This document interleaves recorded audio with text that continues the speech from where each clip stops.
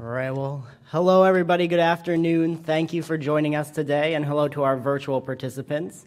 My name is Mike Saramella. I'm the Seafood Safety and Technology Specialist with New York Sea Grant and Cornell Cooperative Extension. I want to take a little bit of time to introduce New York Sea Grant, what I do with Sea Grant, where the summit kind of started, where we're at now, and then I'm going to pass it on to my colleague Stephen Frattini with the Center for Aquatic Animal Research and Management, who's going to be the host for this event today.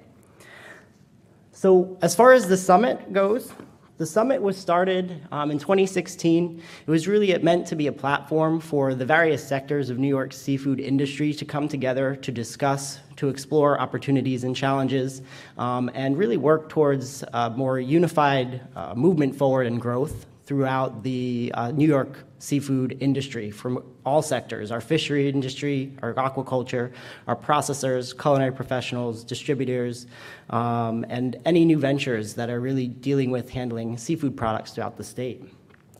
Our seafood summits here are largely rely on grant funding, and we do try to keep those events free. So if you have the opportunity to donate or able to donate, please do feel free to do so. You can do so on our website. You can also use the QR code on the screen here. But again, we like to try to keep those as free events and helping our industry throughout the state.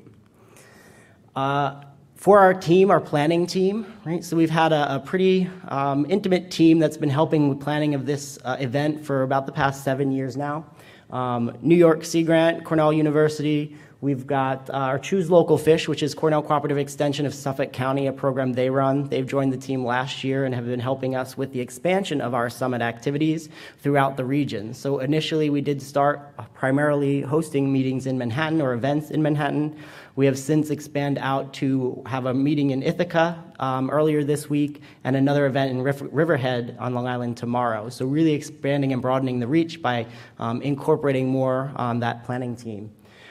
Stephen Frattini, who'll introduce himself in a little bit with the Center for Aquatic Animal Research and Management, helped founded this meeting event with me about 7 years ago.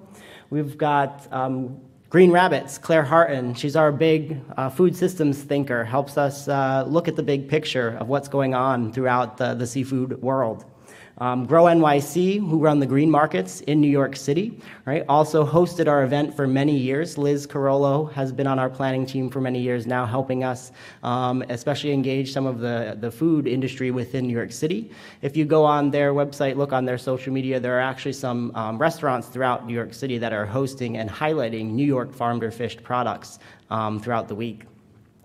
And lastly, our host today, Bruce and the team here at the Culinary Institute. They've served as a host for our event here in Hyde Park for the last 2 years. We thank them for their time and effort putting behind this and the great use of their facilities here. As far as Sea Grant, we operate across the state. We're similar into Land Grant, where we work with our New York industries, bridge the gap between academic research that's being done and conducted, working with the industries to support growth and compliance with various state regulatory and federal regulations. We operate in many sectors, from coastal resilience, coastal hazards, fisheries, aquaculture. I myself focus on seafood, so many of that post-harvest operations. Right? Specifically, some of the services that Sea Grant provides in the seafood space. I do seafood safety training, specifically seafood HACCP. We do a lot with sanitation monitoring, and record keeping to be in compliance with some of those HACCP regulations. We can assist with good manufacturing practices, so various regulations that apply to our food industries in the state and throughout the country. We can also help with seafood safety, quality, nutrition, sustainability. All right, so various things, whether it's providing trainings, workshops, lectures, or just technical assistance and answering questions. Those are some of the services that we provide as a Sea Grant extension program. We have a variety of resources that are available, freely available to the public on our website.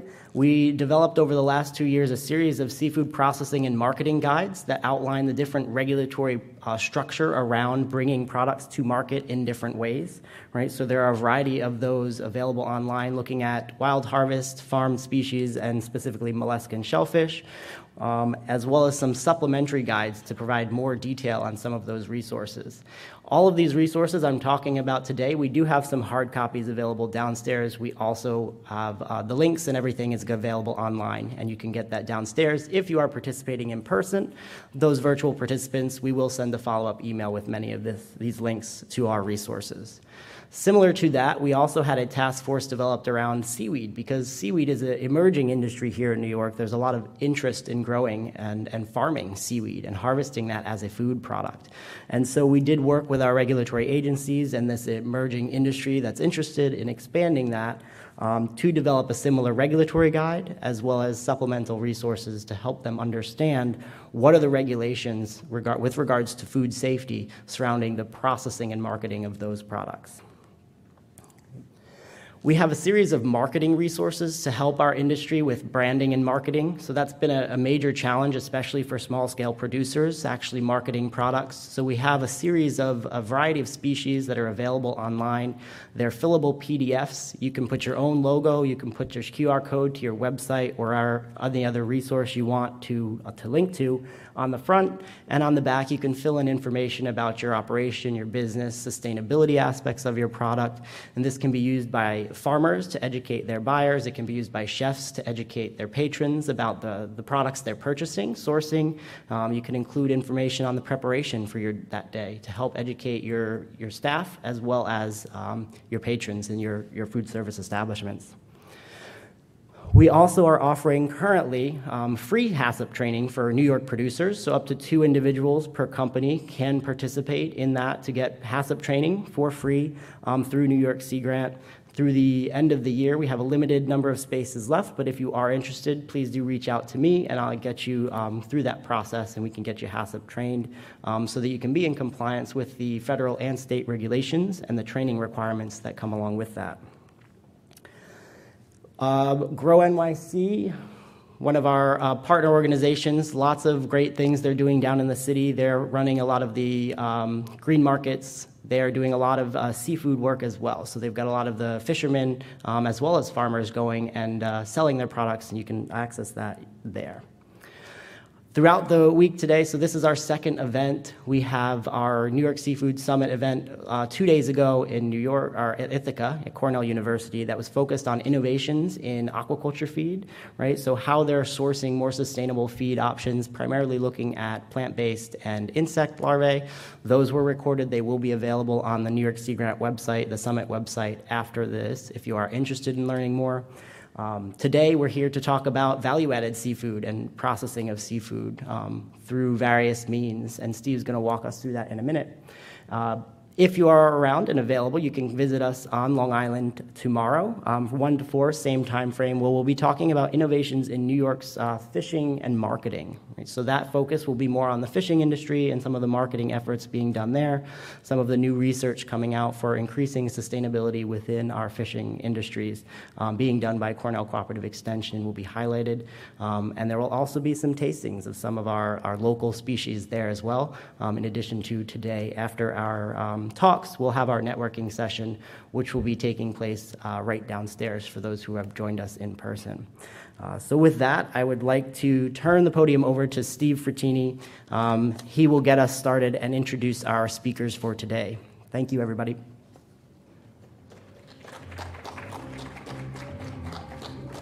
Okay, everybody. Thank you, Mike. I think we have a great meeting today. Our panelists and our presenters, I think, really represent some of the best of the mission of this entire New York Seafood Summit.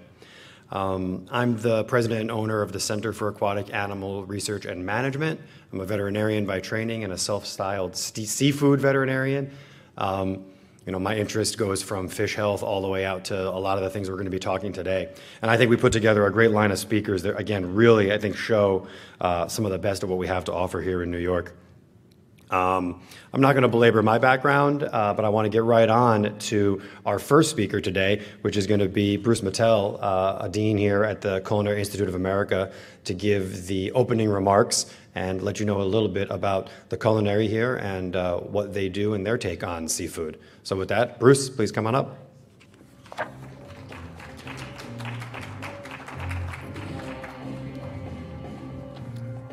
Well, welcome everybody to the Culinary Institute of America. As you can see, that is our new logo. One of the slides before had our older logo. We dropped the from the Culinary Institute of America. We are now just Culinary Institute of America, and we've changed the logo to something just a little bit more that reflects our, I guess, essence, which is fire. Fire, as you can see in the center.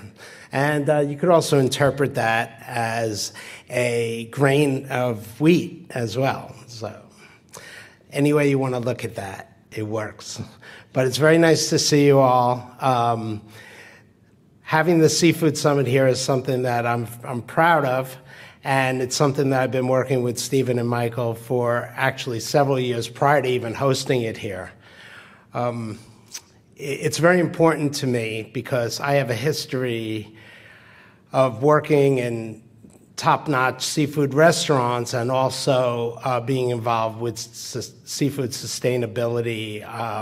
I am a member of the Blue Ribbon Task Force of Monterey Bay Aquarium's Seafood Watch program, and I've been affiliated with Forever Oceans and other organizations along the way. I wanted to just, for those of you who are not familiar with the Culinary Institute of America, I just wanted to give you just a little background and plug the school a little. Are you all right with that? So, how do I advance, Jim, here? You do it? Oh, this it? Okay. So that's a view from that's a view of the campus that you're at now, which is a campus that we moved into in the 70s, so we welcome you. The CIA actually got started with the creation of the GI Bill. The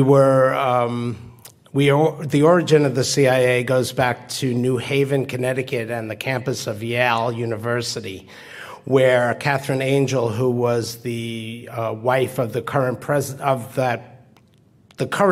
at the time of Yale University, and Francis Roth, who was a prominent attorney in New Haven, they had the idea of providing, vocational culinary training to returning veterans from World War II, as they were trying to be very altruistic and create jobs and training, but also the world was changing, and there was a lot of women in the workplace, and there was the need for more restaurants and more out-of-the-home dining. So it was really a good fit, and it took off right away. So there was a couple of location changes along the way, and then we ended up in 1970 purchasing this land here from the Jesuits. It was a Jesuit seminary called St. Andrews on the Hudson. And in 1972, we started offering degrees here, associate degrees in occupational studies. This is our current mission statement, and you could see that, obviously it's all about food, but it is also about ethics, sustainability, integrity. That's what we try to teach our students. We want them to be leaders in the industry and to create trends that improve the world and keep feeding people in very delicious ways. So that's kind of the idea.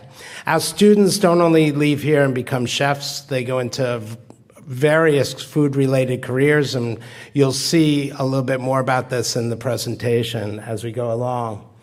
One of the most important things is that we are not-for-profit. So, we definitely provide the best possible education for the least amount of money that we possibly can. It's by far not an inexpensive program to come here, but it's very competitive, and it's very expensive to run this institution because we have primarily lab classes with very expensive products that we use on a daily basis. We have 4 campuses now. To the right of the Hyde Park campus, you see our Greystone campus, and that is in Napa Valley in St. Helena. And then to the bottom left, that is our San Antonio campus on the property of the Pearl Brewery, the old Pearl Brewery. And then you see a picture of Singapore, where we have a small program as well. We do have another campus for continuing education, special events in the city of Napa, and that property is called Copia as well. Our students are very diverse here. We have lots of international students. Our largest population of international students come from South Korea, and about 60 different countries are represented at any given time from all over the globe.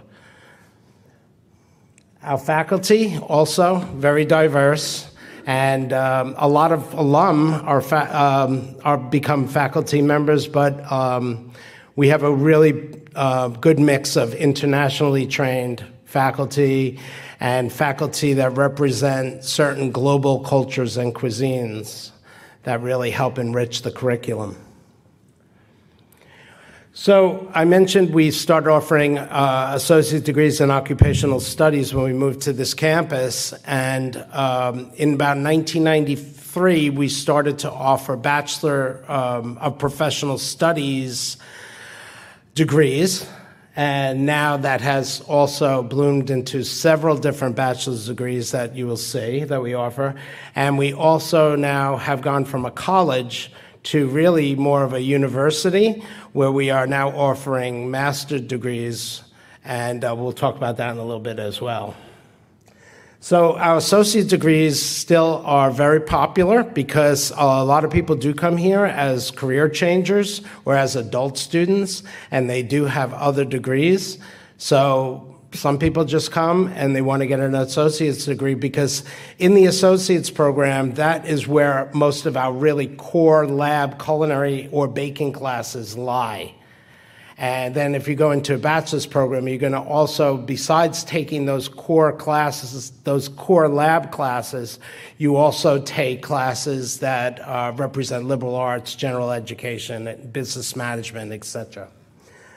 So the bachelor's degrees we have in food business management. We have a bachelor's degree in culinary science, and culinary science is a little different than food science.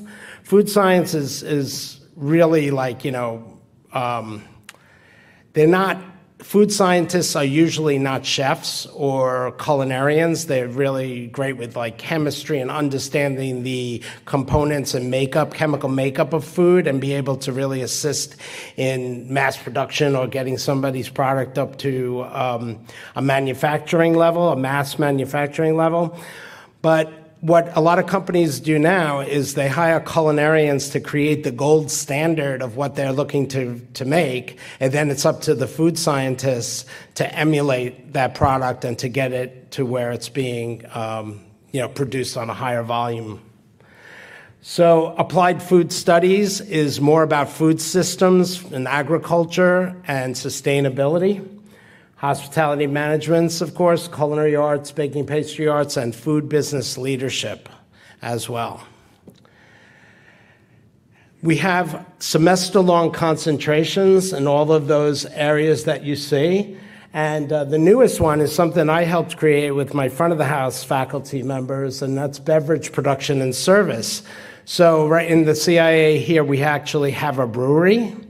And we also, of course, have our Napa Valley campuses, which are entrenched in wine production. And I don't know if you know, but a mile up the road, there is a very prestigious sake factory that's going to be opening in about 6 months or so. Asahi Shuzo, they make Desai sake, which is a very premium sake. So the area of beverage production, service, and creation is getting very, very popular with our students. Our students aren't just going into just food, but they're going into beverage and wine and hospitality oriented degrees as well, more than ever before in our history. Can you go back to that one for a second? So as you could see, related to, move on. I'm sorry, Jim. More recently, over the past 7 years or so, we started to offer master degrees, which have residencies out in our Copia campus in California, but also primarily delivered online. The Masters of Professional Studies in Sustainable Food Systems is an area where we definitely talk about seafood in a big way. And you're going to hear from Chef Viverito, Gerard Viverito, in a little while. He teaches here in the Associates program. He teaches seafood identification and fabrication. And he also teaches in the Master's program as well, that Master's program. So he'll give you, he's going to have something very interesting to talk about. I'll let him talk about that. So where seafood education is woven here is, as I mentioned, in the first year, the culinary students, all go through a class called Seafood Identification and Fabrication.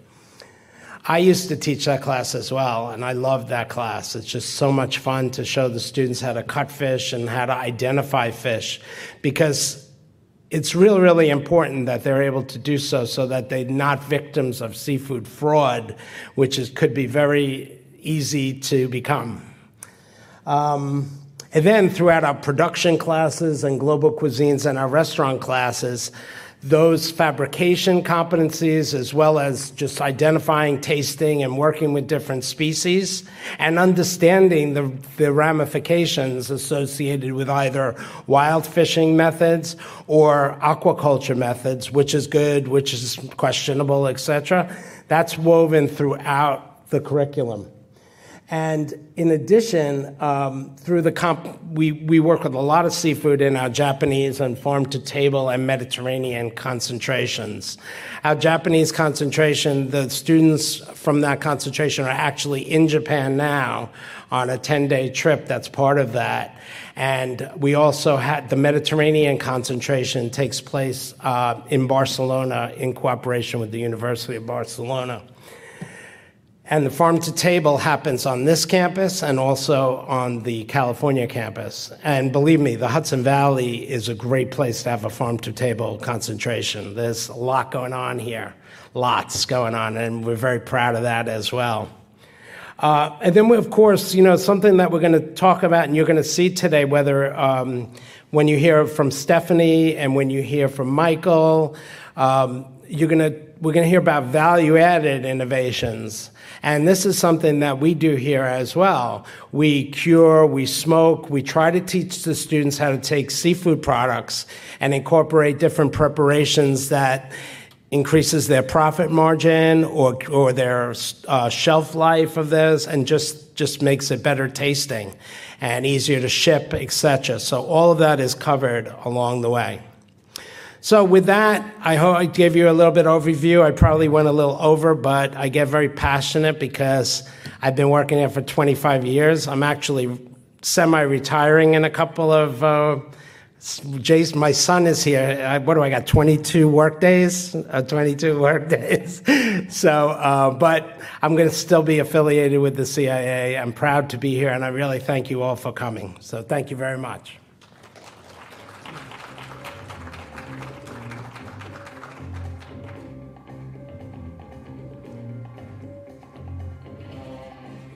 All right. Thanks a lot, Bruce.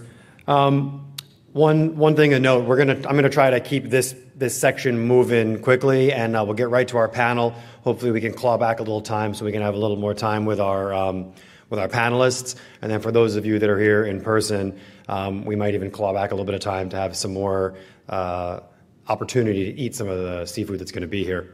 So with that said, up next we have Mike Saletti from Skytop Springs.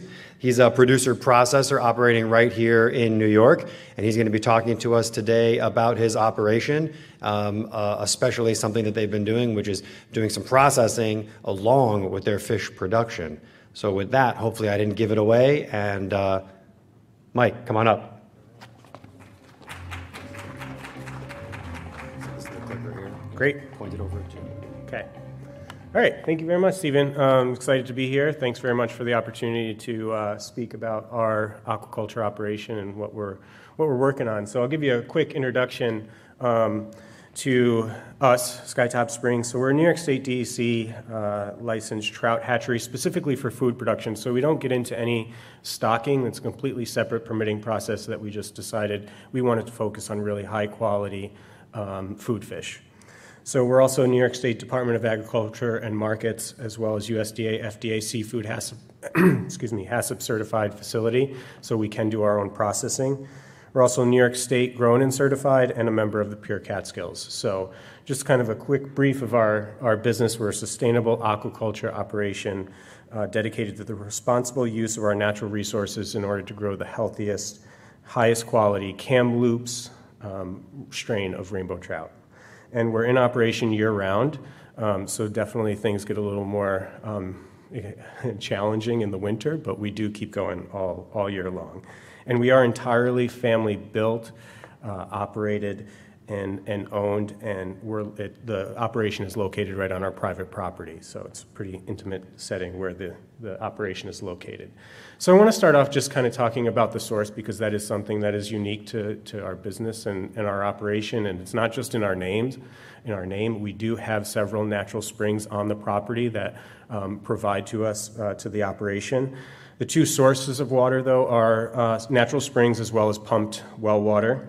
But like I said, several natural springs that at times provide ample fresh water and pristine fresh water at that to the operation. And that allows us to shut down the pumps entirely and save on that energy usage. So just to kind of take a look at what that looks like, we've built a water distribution system adjacent to the fish operation where we gravity feed that spring water down to our culture tanks and our grow-out ponds via a network of reservoirs and plumbing. And at times, those springs can produce in excess of 50 gallons a minute, and there's other springs that we've identified on the property that we're working to capture and feed to the operation so that we can expand. And just to show you real quick what that looks like, this is one of our best producing springs at a really high flow period, which, as you can see, is just a beautiful thing.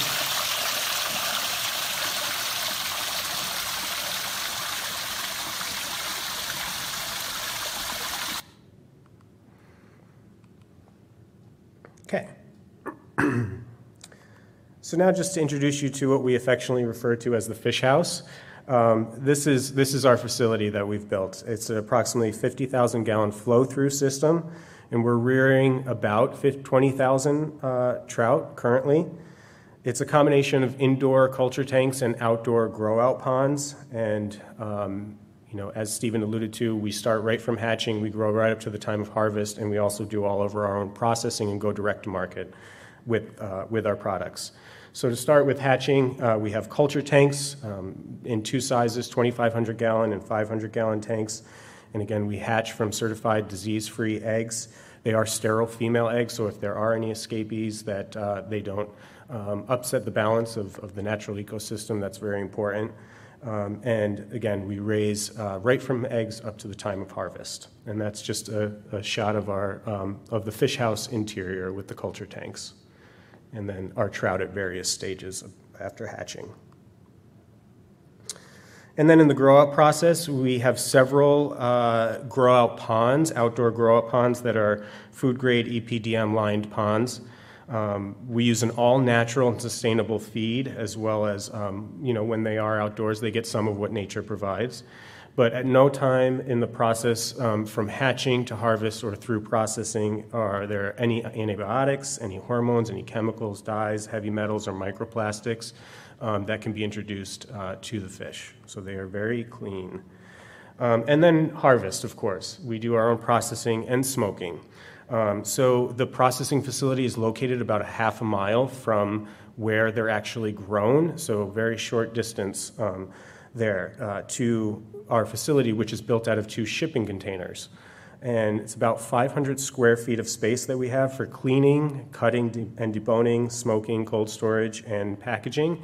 So definitely some tiny house living to do all of that in 500 square feet of space. We have to get pretty close, but it works. And so we're processing approximately 5,000 plus pounds a year of trout, head-on, whole, fresh fillet, all deboned by hand. and hot smoked in a Northwest style. And there's some pictures of our products there, and of course the facility in one of the shipping containers.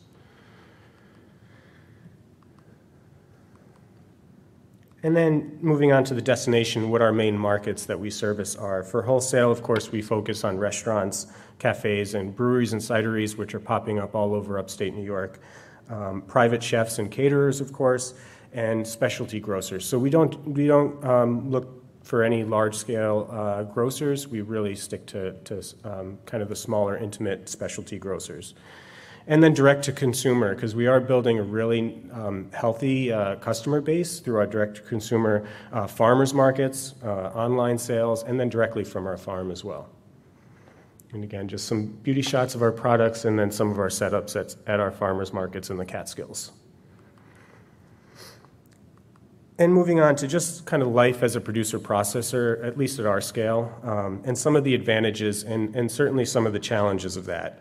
So obviously one of the biggest advantages is that we can control every aspect of the life cycle, the growth, the process of that trout from hatching to harvest through processing and to market. We have control over that, so it can be fully monitored and fully traceable, so that people really know where it came from and what it experienced in its lifetime. And so with that, we can fetch a premium for our product because there's no need for a broker or an intermediary processor or a cold chain logistics. So again, having quite a bit of control over all of that. We can also market our own story. Consumers really, especially with seafood, consumers are really becoming educated and aware of what seafood they're ingesting, and they want to know that that's clean seafood. They want to know where it came from, what it eats. That's one of the biggest questions we get, and how it was treated, and we can provide that. And so that's a big marketing advantage that we have as well. And then, to some extent, this might be a challenge as well, but we are located in upstate New York, where we have pretty ample and pristine natural resources that can sustain aquaculture. But with that, there certainly are challenges that we're overcoming every day. But some of the bigger ones that I just wanted to highlight here that are relevant to, I think, this conference is, one is a lack of resources and support for starting a business, at least of our type, being a producer-processor and our size. That was very limited here in New York State.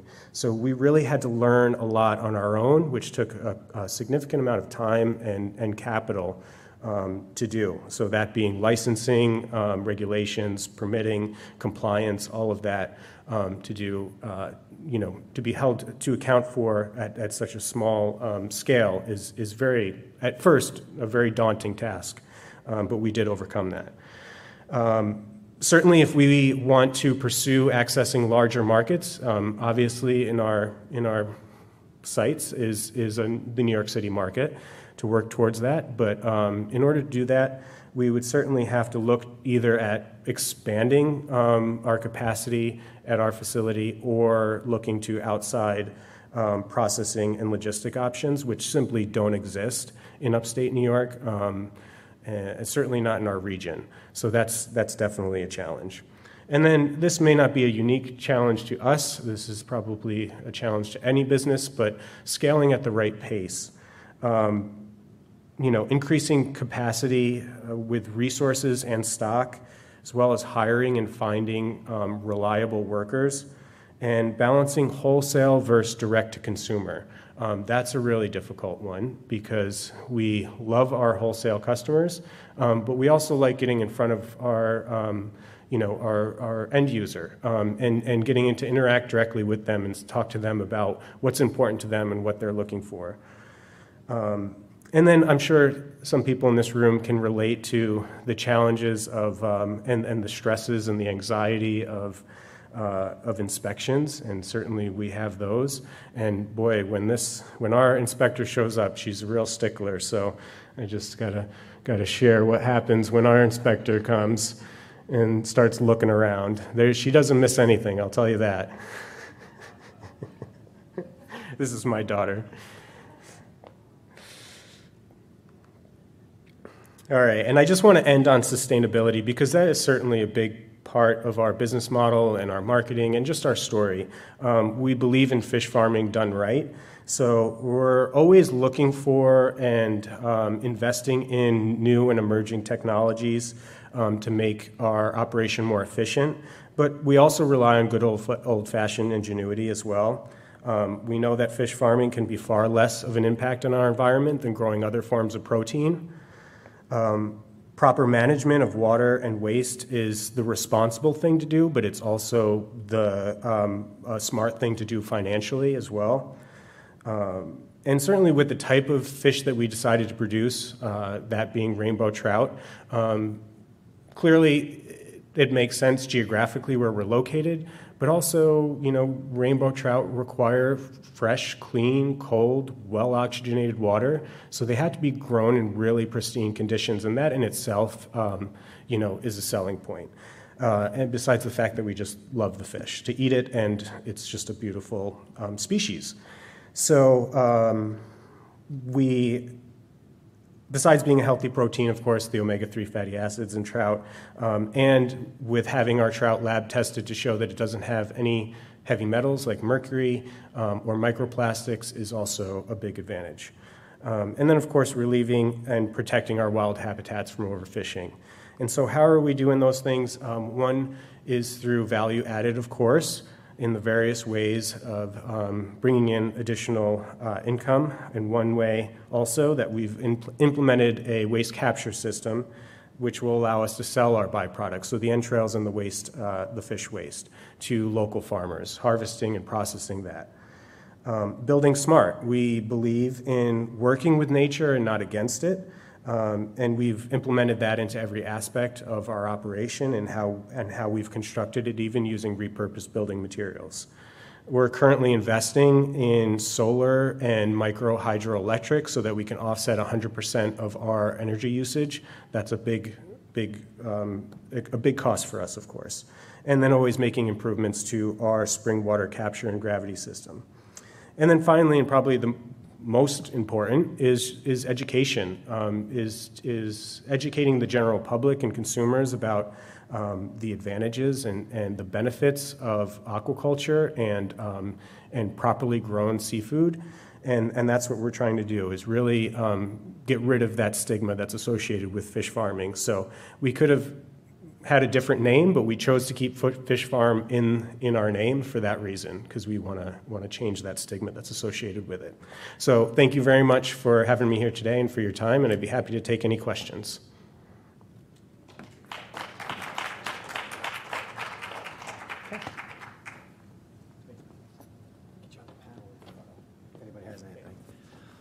All right, if anybody has any questions, we can save those for the panel. I think that was an excellent talk from, I hope you don't mind me saying, tiny but mighty aquaculture facility operating here in New York. Up next, we have Chef Gerard Viverito. I'm not going to steal any of his thunder at all because I know very little about what he's going to talk about. So I'm going to let him introduce it, and we'll learn something new today together. Thank you.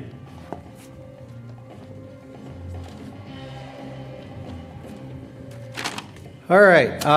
For those of you who don't know me, my name is Gerard Viverito. I've been a chef here for 18 and a half years, not as long as Bruce, but I have to call him out. He was my first friend on campus and the first person to welcome me here, and I owe him so much. I like to say I'm a man of many tokes.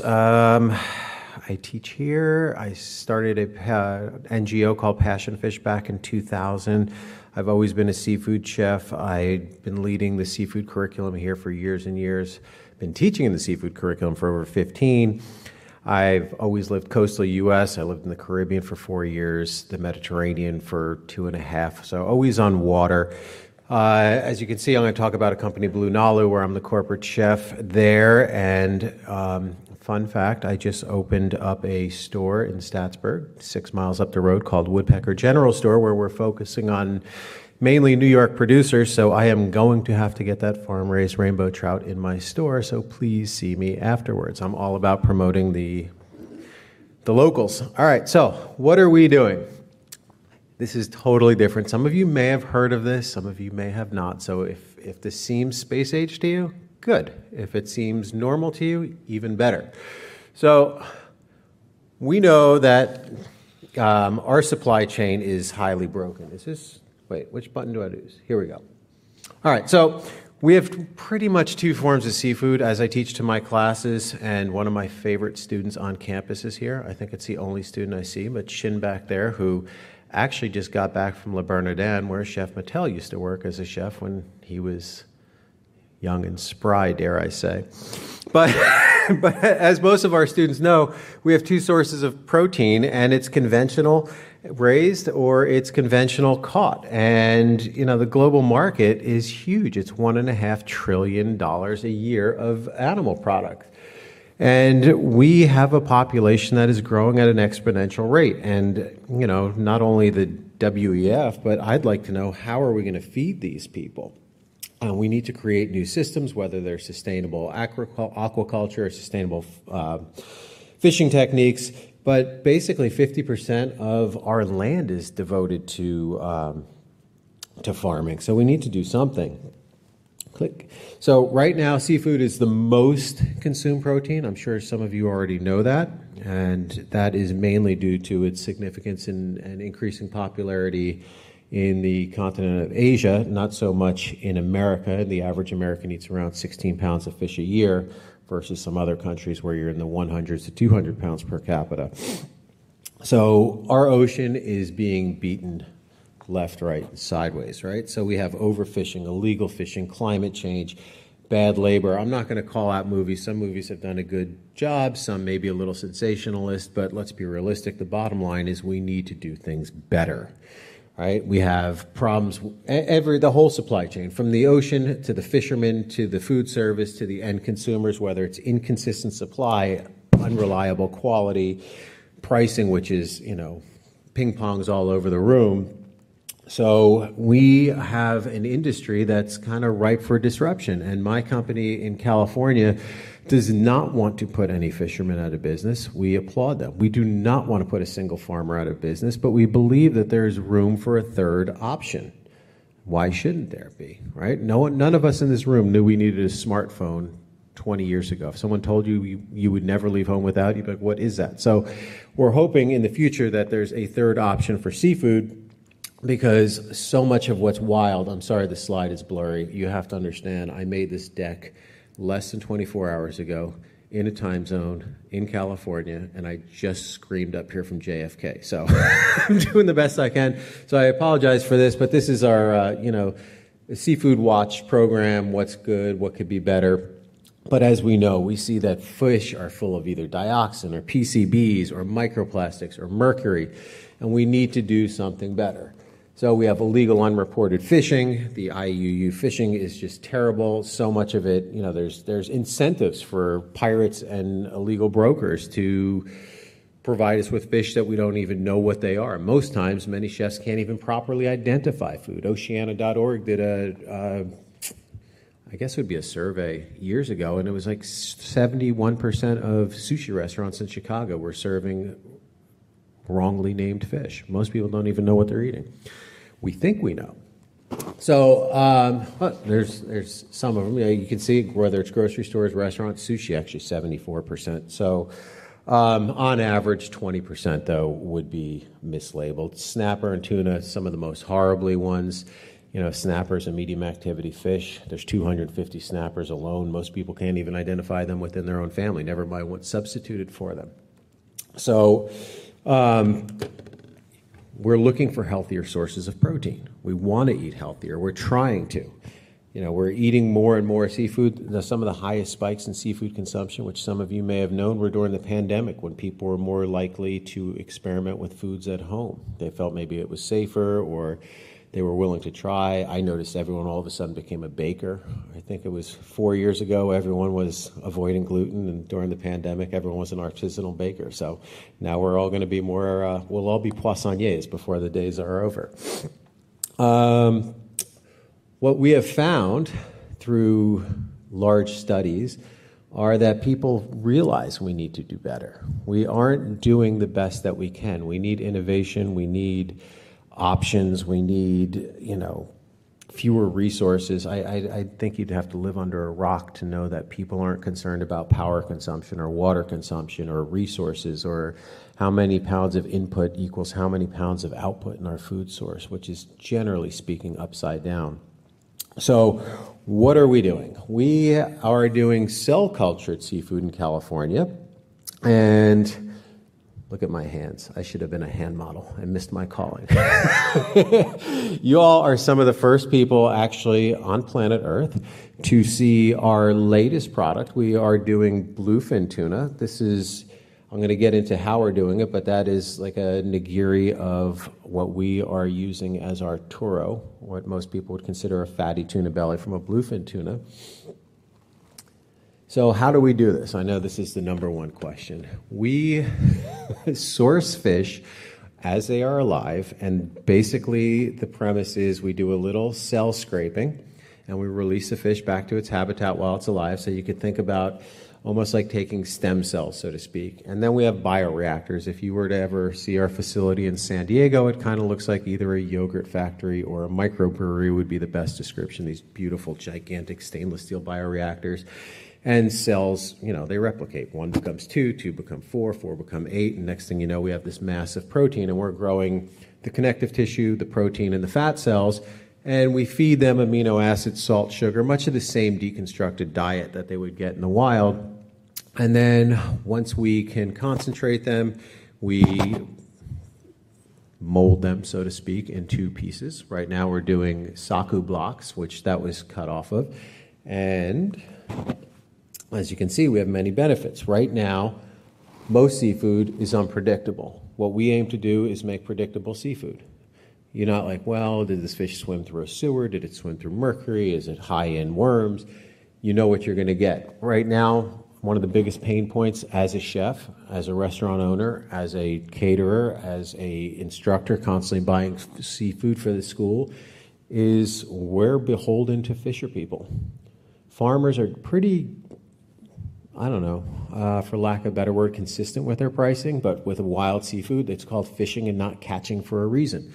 So we hope to aim and give a consistent supply and price. Right now, I don't want to be the one to say it, but I don't see too many students here. There are not too many people who want to learn how to fabricate seafood. Why would you take the most expensive protein and put it in the hands of a novice? So if we can give you something with 100% yield, customizable sizes, portions, etc., you can deal with, putting your hard-earned dollars somewhere else.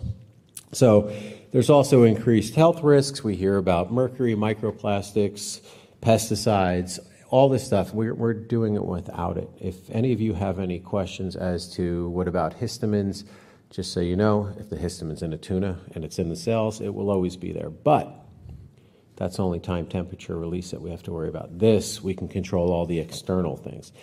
We're going to help, hopefully, support the oceans by not clear-cutting them. So on a higher order benefit, like I said, we're going to, here's some items. I can't really walk around, and I'm usually a nervous pacer. Like this is a tuna tartare that I did, tuna nigiri, and a maki roll. So just showing that it's very versatile, can be used for many things. So we really, truly want to reduce the pressure on the animals. We want to hopefully aim for better carbon sequestering by not clear-cutting the sea floor and putting emissions into the sea. Our consumers, they love the fact we've tested many people, 1,250 to be exact on questionnaires. They love the fact that they can get the same health benefits and the reduced risks from externalities. They love that it's seafood without compromise. The operators, we have done many, many interviews with many chefs around the world, Korea, Singapore, United States, and they love the fact that it can be a consistent quality and a consistent item. And for someone like me who has worked with it over and over again, I can tell you that it's the same taste and texture. It is the fish. When someone's like, well, isn't it less of a fish? I say, well, is a test tube baby less of a baby? So, I mean, we don't frame it like that, but you have to understand it is the fish. We are the only people growing whole muscle seafood. There are many companies out there using scaffolds and they're using plant fillers and everything else. But our chief technical officer, she has devised this way to actually get the cells to grow all on their own. And each of these were 600-person surveys asking people what they really liked. And you can see, most people love the fact, no parasites, no mercury, no microplastics. We are waiting on FDA approval before we can do any public tastings, but the fact that when it will have FDA approval, that ranks very high with people's minds as well. Oh, there I am again.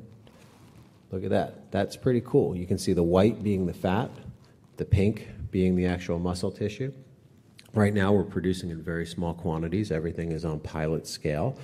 But saku block for us is probably the most versatile because you can cut it into whatever shape you want. If you want to do a nigiri or a sashimi like you have there, some people may want to dice it up into a poke, which I think would be a little excessive with that much fat, but we want to bring out a whole new way of thinking about seafood, and this is just the first of many fish. There are other companies out there trying to do other fish, which is great, but we don't want to displace local fishermen. So like we're not doing salmon. There are many people who are trying to get to market with salmon, but why would we disperse or displace any Alaskan jobs? That would be absolutely horrifying. That's not what we're out to do. We just want to give the fish a break that need it.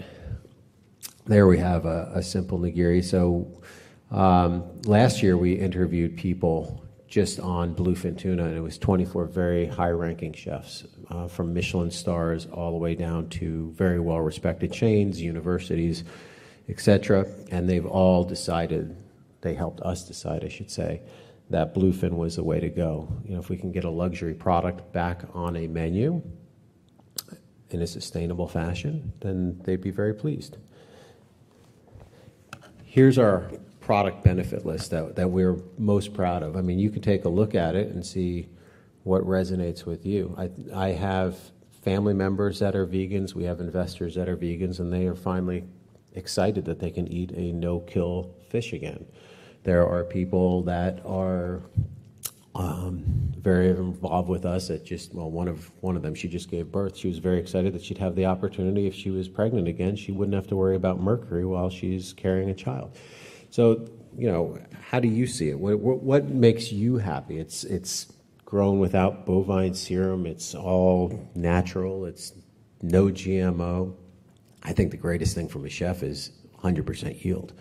I'm not saying I'm money driven, but without money, I can't stay in business. Without staying in business, I can't support my employees and their families and their lifestyles. So it's going to be a really cool, revolutionary product. And if anyone has any questions, I will do the best that I can without you signing NDAs. No? Okay. Well, I appreciate your time, and hopefully you look at this as, like I said, a third option for the future. We want to save the fish. We want to give farmers a chance to bring products to the table with less pressure on them and just, you know, rotate. It's like, why would you monocrop corn? Why don't you grow multiple things, just like fish? So, thank you for your time.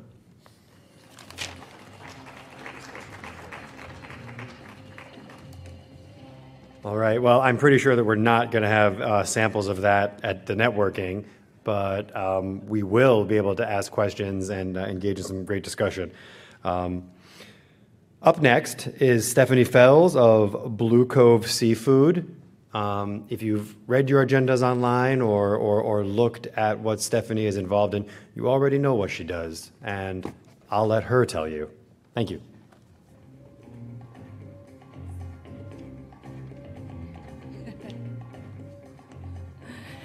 Hi, everyone. How's it going?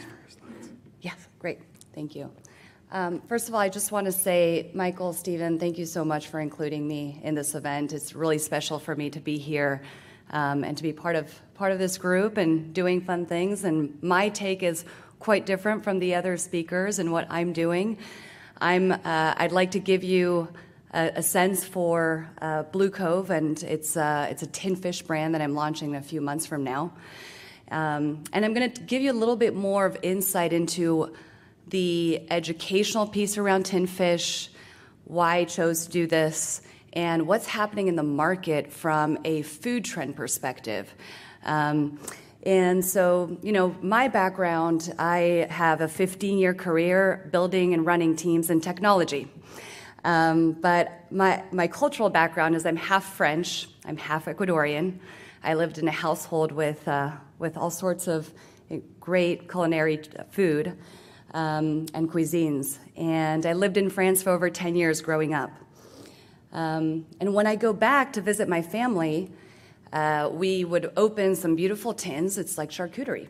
Cheese, high-end charcuterie, and you grab some beautiful preserved seafood. And I would come back to the U.S. and say, well, this is not a culinary tradition here so much. It's not that it's not. You can find it around, but it's not in the high-end culinary culture necessarily. And people think of it as either smoked, the Alaskan sort of smoked fish in cans, high volume, high quantity, or tuna in brine water. Some people might think about rationing during the war times, and so it's not necessarily elevated in the culinary world, unless some aficionados and lovers of tinned seafood that know about different brands will know that some of the good high-end brands are imported from far away. The Portuguese, French, Spaniards are all good at that, the Italians. And this Blue Cove is a pandemic passion project. This is my background. I just explained to you guys what I do. During the pandemic, I started working on some recipes, developing them at home. And I thought, let's do this with some fish that has a premium sort of reputation here in the U.S. The U.S. consumer profile is different. In France, we don't mind sardines with the heads on, with the tails on, bones in, no problem. Here it's a little bit different, and in the idea of launching a product that was higher end, I wanted to preserve fish like halibut or branzino in olive oil and do the traditional sort of more French thermal processing and cooking of the fish. So I started playing around with recipes. I worked with a few friends that were chefs themselves, and we canned them. And we did some tastings with a bunch of folks, and then I thought, okay, well, this thing has legs. This was during the pandemic. I had some extra time on my hands. And I thought, all right, let's look at the market, put together a business plan, play around with that, and let's try to start, grow legs really and get this started and off the ground. So for the story of how I tried to launch a brand in the U.S. for tinned seafood, it was quite challenging. At first, I thought, okay, I'm going to start a micro cannery in New York. I'll go to a commercial kitchen. This commercial kitchen said, no problem, just make sure your seafood HACCP certified, have your HACCP plan. We have some seafood processors here in our shared kitchen. They receive fresh fish, they're processing, cutting, and preparing the fish and then selling it at markets and restaurants, right? I've been humbly educated in the industry of seafood. In the last couple of years, I've been studying the CPG market and getting HACCP certified myself. I thought, great, let's get started. And then eventually to discover that canning, because of the sensitivity, and it introduces higher risk in terms of pathogens and diseases, specifically around the canning process itself, right? I was denied the ability to produce a small batch of canned seafood and give it a try. So here I am emailing a few folks and looking around the country for any co-packers. That's how I got in touch with Michael. And I said, I'll just tell you guys my story at Cornell and the Seafood Venture Lab and the HACCP folks. And I'll get this off the ground. I'll find some sort of way, but it might be interesting for you guys to hear about my experience. So here I'm calling around the country. There's a handful of canneries that can package seafood in small batches. All the large brands are doing this out in Vietnam, the Philippines, millions of dollars of batches at once. And here I am trying to launch a small little crafty brand, right? So finally, I found quite a few canneries in the state of Oregon and Washington. They have a culture up there of canning seafood. And finally, one of them said, "That's fine. We can do a 10,000 unit run for you." So then the next step was, where do I find my fish? Right? It was important to me, the sustainability angle, to educate myself in that area too. And so, actually, I'll come back in a second to show you guys the educational piece of how tinned fish is consumed. But the challenge was, how can I find a reliable fisherman? And so some of the speakers today were really interesting. The farmed fish is really interesting. And for me, finding a fish provider that was reliable was a challenge. I went to chefs, James Beard awarded chefs that were advocates themselves in seafood sustainability, and asked them where I can get fish. It's quite a lot. We're talking about several pounds of fish to can. And then eventually I stumble upon a Branzino fish farm in Connecticut, actually. I'm going to jump to that slide just to tell you about them. We're doing some testing right now that we're launching in a couple months, but we're doing testing now. These guys are farming Branzino in Connecticut. They're using technology, recirculating aquaculture systems, and they have good practices for keeping the water clean and have great sustainability practices. In fact, I'm going to go next week to visit them on site and ask more questions and vet them. But they're clearly a great seafood partner. And to some folks, I think Michael was mentioning this earlier, the stigma around fresh farm seafood is one that we need to change. And I thought the seasonality is no longer a problem. We can grow together and we can provide fish that is not caught from the sea necessarily, right? And so we're running some tests. It's excellent. And in a couple months, it's going to be available. My distribution channel is going to be wholesale and retail. And I have a specific angle around some of the wholesales. But they're in aluminum cans. Aluminum is obviously recyclable, endlessly recyclable. I think in the U.S., 60 to 70% of all of aluminum does get recycled, and there's no plastic in the packaging. And it can be enjoyed just like on a tapas board, like charcuterie and cheese, or integrated in dishes, right? Whether it's pasta or a salad or whatever that might be. I'll tell you a little bit about my challenges. So the challenges were the supply chain, right? Supply chain, again, with only 5 potential manufacturers or co-packers that I could go to. When I wanted to start a micro cannery and try to self-fund that, it was too costly for me to do it. And the HACCP certification did not allow me to do it any other way than in these big industrial retorts. So those facilities are an enormous investment that I just, could not afford. But at the end of the day, it may be a blessing in disguise. The co-packer I'm using, they can all sorts of things. They smoke oysters and can them. They smoke all sorts of seafood, more sort of Alaskan style. My recipes are more French-inspired in the sense that they are cooked in olive oil. They're cured and salted at the beginning, and then we add some condiments like chopped olives, or we puree some bell peppers, and we include piquillo peppers from Spain. It's a little bit of a wink to the Spanish culinary conserva culture. So the supply chain was tough. There may be 5 options of co-packers, and now the fish, I'm having to take the fish over to Washington State to get it canned. It's fresh frozen, it's great quality, and it's reliable fish, but it's going all the way to Washington State. When I wanted to try to stay hyper-local, and I'm hoping in this room there will be folks that, in the future we can partner with and talk about some projects and have that, be a little bit more local in this region. Financial requirements, I talked about that, and expertise, that was really tough. I kind of became a tin fish expert because I couldn't find anyone to call on.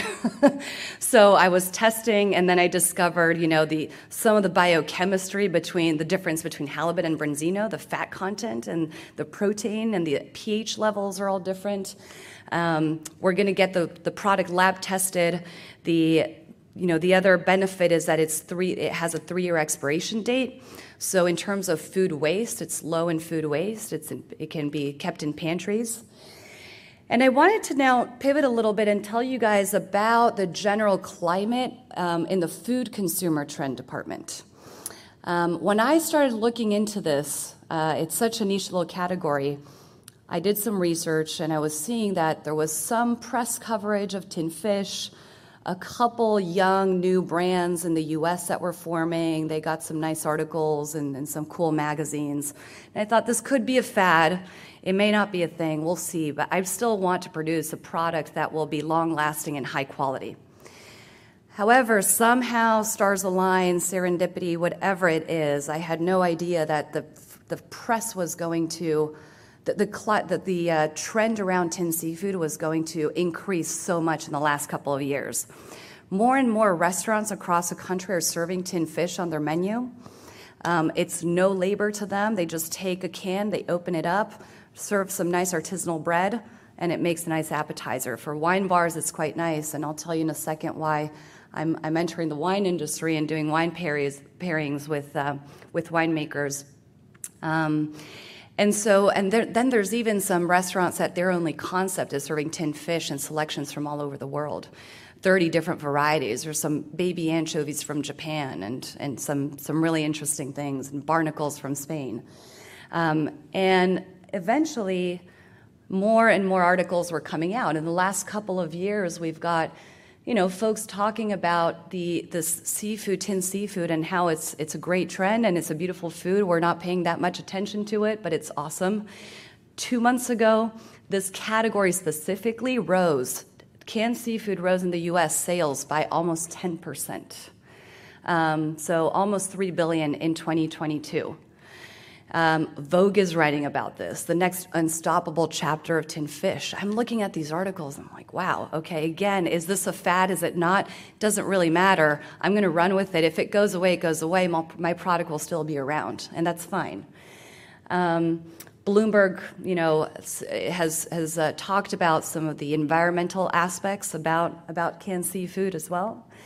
And then we've got, again, more sort of trendsetter, taste-making type of press coverage around this, with Condé Nast Travelers talking about how in grocery stores we're seeing more. The aisle is expanding with more and more tin seafood on shelves. New York Times writing about it as a great delight. LA Times also talking, is it better than charcuterie? We've also coined the term seacouterie. It's a marketing term. Like it, hate it, I'm not too sure yet. But seacouterie works. People instantly understand what that means, charcuterie of the sea. And finally, average American grocery stores lack in the canned seafood department. We just don't find great stuff. So it's been interesting. Then there's been some social media tension, so much so that some of the articles that you're seeing, they propel some of these sales. It's a small niche category, but social media did propel this in the press coverage. Now you have the big guys waking up, like Bumblebee, redesigning a whole Gen Z and millennial campaign all around YouTube and social media outlets saying, eat canned seafood, it's a cool thing to do. There's probably going to be some industry activity, investment, innovation, and even some M&A activity in the future. So it's interesting how this category is expanding itself. Now, for my positioning, I'm going to sell in the luxury market. I'm actually going to winemakers around the country. Sonoma and Napa. I started driving around Sonoma and Napa, dropping samples, and they said, this is great. We serve charcuterie, cheese, caviar. We need something in that. We have a need for something there for the folks that are vegan or that want a healthier protein option. Not vegan, pescatarian, that don't want charcuterie, cheese may not be the healthiest of options. It's delicious, and caviar is price prohibitive. So tinned seafood pairs well with wine. I've got a dozen wineries in Napa and Sonoma that I'm going to partner with. I'm partnering also with a caviar brand to do sort of the educational and culinary piece, where we're going to pair the caviar with my product in bites and pair that with wine and champagne, and working with a few other brands to bring this to life. So I'm doing a lot of that marketing and continuing to push the trend. And so you're hopefully be able to purchase my product in a couple months from now, and we brought you some samples today for you to use. And then the other part is so interesting what's happening in innovation. Gerard, that's so cool what you're doing, because what I'm thinking is, what's the next step? I always think about innovation, the supply chain, the packaging, right? These, what are we doing generally to continue doing things right? If this brand expands, what am I going to do? Keep going, getting fishermen that are sourcing from the sea and fishing around, or are there other interesting sources or farms? And in any event, so that's me. I don't know if I've covered everything, but please, I think we're all going to sit down and have a discussion for questions, and then for networking, I'd love to talk to all of you. Please, come over and ask any questions you'd like. And so that's Blue Cove Gourmet Tinned Fish for the love of tinned fish. And thanks again for the opportunity today.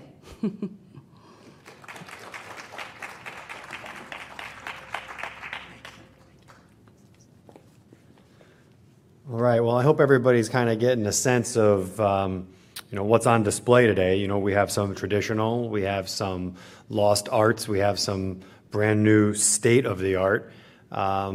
And then we're going to bring up Brendan Dillon, who's going to be our restaurateur. And I'm very excited to have him here. It's been one of the biggest problems that we've faced in the summit is having access to the culinarians and the restaurateurs. The last couple of years have been different. We've been here at the Culinary Institute. So we're hoping that we've maybe solved that problem. So without further ado, Brendan Dillon from Hamlet and Ghost will be our next presenter. Thank you.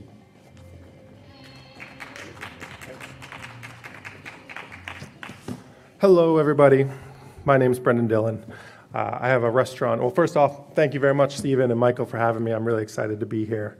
I was trying to kind of figure out what my place in this whole thing would be.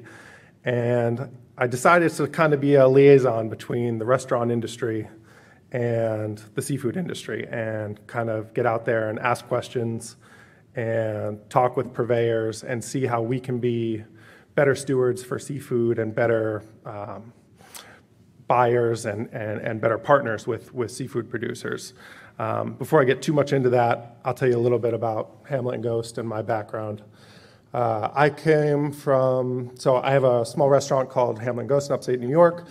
We kind of started off as predominantly a craft cocktail bar 7 years ago. And over the course of a couple years, a few things happened, and we had some trials we had to go through. About half a year into opening, we had a flood that flooded out our new kitchen. The second year we were open, most of our block burned down in a fire that started on the corner in a different restaurant space. And then obviously, a couple years ago, we've had the pandemic.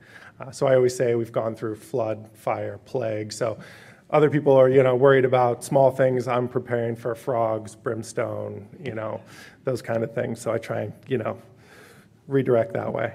I grew up, one of the reasons seafood's important to me is I grew up with a father who was a great chef and a huge proponent of New England seafood. We grew up living places like Boston, Nantucket, Long Island, Maui, and he was always each one of those places he either owned a restaurant or he was a chef at a restaurant, and such a big part of his cooking was high quality New England or if he was living in Maui seafood. And that was really eye-opening, and I hadn't thought about it in a while. I hadn't thought about what that meant to me, kind of growing up with those products. I grew up eating things like smelts, steamers, lobster, swordfish, line-caught swordfish, clams casino, fluke. The list now that I think about it was pretty endless, and it was pretty amazing that I had access to those kind of, see if I can figure out forward here. That's us. That's me and my partner. I should have introduced my partner too. He's not here today, but his name is Dennis, and he's been a great partner in the business. So I grew up eating all this delicious, high-quality seafood and maybe taking it for granted, especially now that I live in upstate New York and that access is a little bit more limited. But one thing that I grew up seeing was my dad's passion for quality seafood, and I think back then sustainability wasn't the issue that it is now, but he was always so passionate about the people he worked with, right? And that's, I think, where I get excited in the restaurant industry, is trying to figure out how we can meet people like Michael and Stephanie and just bring really cool products with a rich story and put them in front of people in a way that makes them approachable, delightful, memorable. I think that's so important. I think that's restaurants' kind of key in this whole process, is figuring out how to take products from great providers, producers, and make them really stand out in people's minds as the things they should be eating and the things they should be trying. I see myself today as, someone that's here to answer questions for seafood professionals about how restaurants can be better partners and potentially what restaurants need from the producers that they work with to make things mutually beneficial. As a few people have said, some of the big challenges in restaurants today is staffing, margins, seeing the price of ingredients really go through the roof a little bit. So that's one thing I've noticed Hamlet and Ghost, because we try and work with smaller purveyors. We haven't been as impacted by pandemic pricing, I would say, a little bit. I think some of the small farms and small purveyors are slower to change their prices and also not as impacted by the market the way big commodity chicken and beef and seafood can be. So that's one thing we've seen is, I haven't seen our prices increase as much as some of the restaurateurs I am acquainted with, and especially the guys who use commodity chicken, commodity beef, commodity seafood. Excuse me. So yeah. A couple of other issues facing restaurants, I think, especially because us, as a restaurant in upstate New York, it's a much smaller market, and we have much more limited choices than Metro New York. When I go down and I see the seafood markets and I see what places are serving on their menus in New York City, it's really impressive, the variety of seafood they have access to, and just how much there is to choose from in those markets. We are in a position where we have a couple larger commodity suppliers, and we need to really ask tough questions about where things come from, and we need to push a little harder to get quality seafood from our purveyors at times. I think they mean well, and they're really geared around freshness, but sometimes we want to bring some interesting and unique items to market that we don't always have access to. And on the flip side of that is, I want to talk a little bit to purveyors or providers about how restaurants can be a really tricky customer, a tricky partner. It is a little bit of organized chaos in the restaurant industry.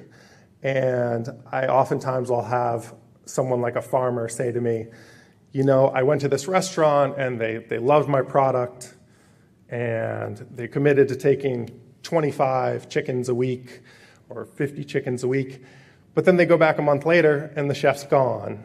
The management has changed.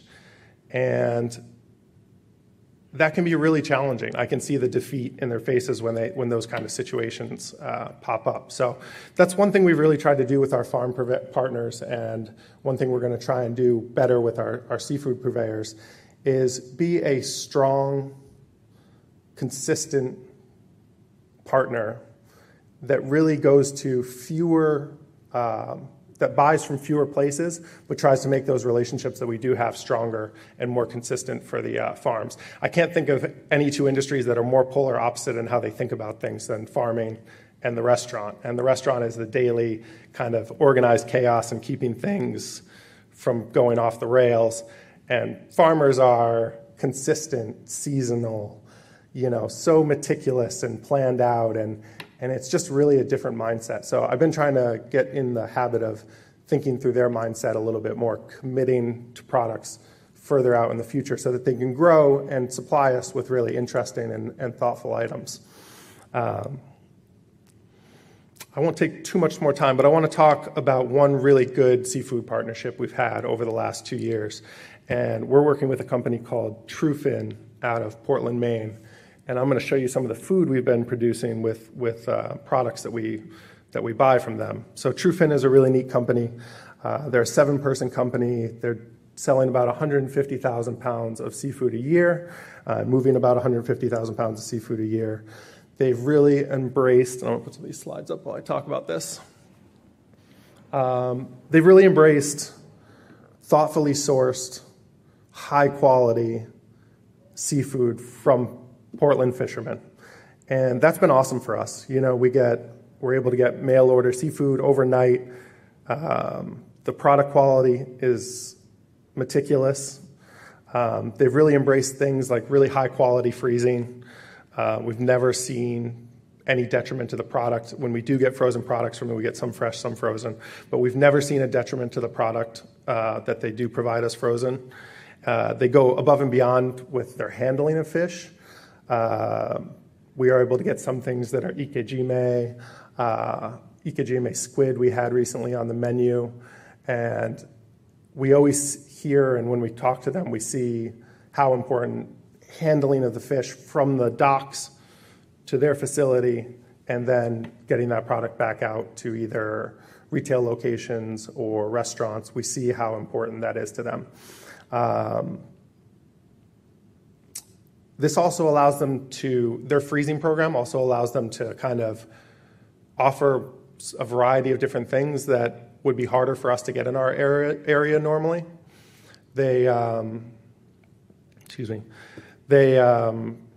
With the freezing aspect, they're able to keep specialty cuts and things that would be more difficult to put out into a larger market, and they can dole them out in smaller portions over more of a period of time.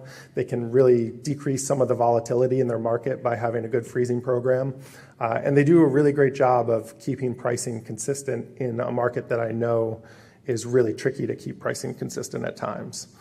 So I'm going to go through a couple slides up here, show you some of the food we've done with them over the last 2 years. This is a bluefin tuna with white ponzu. They have really amazing fish stocks of bluefin tuna right now around the coast of Maine. It's sustainably harvested. They pull way less than their allotment that they legally can take from these fisheries. This is scallop crudo with citrus. That's the other product that we've been able to get from them that has just been better than anything we had access to before. Their scallops, we know exactly what boat they came off of, when they came in, how they were, how long they took to get to us, and everything is completely dry packed, no additives, nothing to keep moisture in there. The scallops are fresh and absolutely delicious, and they've been really an awesome product for us. Another dayboat scallop dish with braised bacon. This is more bluefin tuna with white ponzu. This is some Acadian redfish, which has been really unique and something that we've never seen in our market before, at least labeled correctly. So this is the crudo we did. This is Acadian redfish with Granny Smith apples. And mackerel is another one. We don't see, that's one thing we think about a lot, is how we can take things that aren't always as approachable, so something like mackerel or some of the oilier fish. And we really want to think about how we can make that fish approachable, because getting people in our market to switch from things like salmon, cod, halibut, and try something like mackerel, Acadian redfish, hake, it takes a little time. It takes us presenting it and cooking it in a way that makes it exciting to people, something that kind of really challenges their thoughts of what that fish might be. Another mackerel dish, so this is lightly pickled mackerel, a little olive oil, citrus, marigold flowers. Sorry, not marigold. I forget what those are called. I should be able to recognize them. Nasturtium flowers. Thank you very much. This is dayboat scallops with carrot puree and some wilted greens. And then we have a grilled pollock dish with leche de tigre. I can't remember if there's one more. Yeah, that's the last one. So, again, I see myself as someone that's here to be a liaison between my industry and the seafood industry. I'm really excited to talk with other panelists, answer questions, and then at the networking meeting, really get to know some of these people and see how we can be good partners in this industry. So I think that's it from me, and I'm really excited to talking to all of you.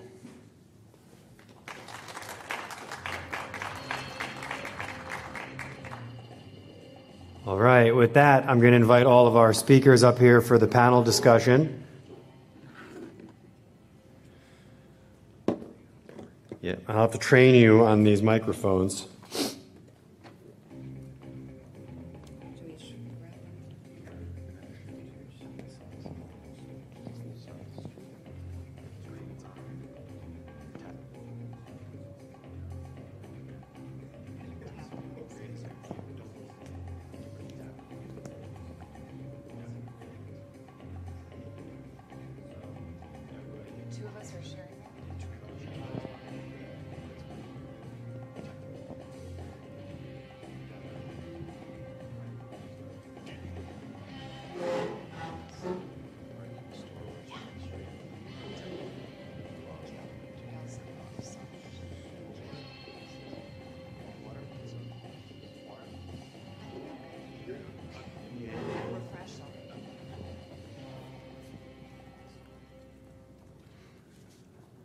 All right.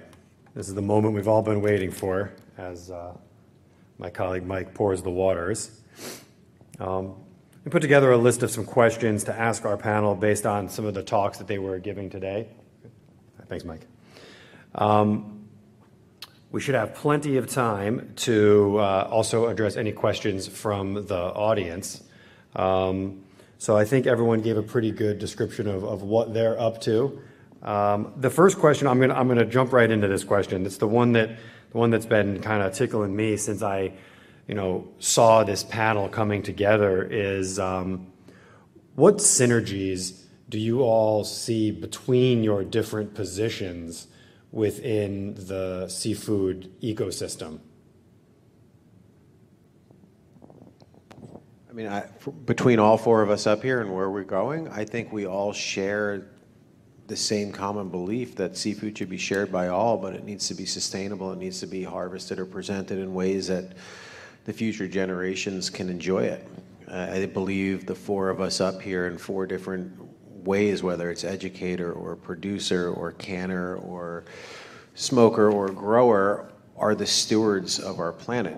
And the example that we set today will carry us forward, hopefully for decades to come, and replenish our planet and make everything, I hate to keep using the word sustainable. Actually, I think that word needs to be taken out of the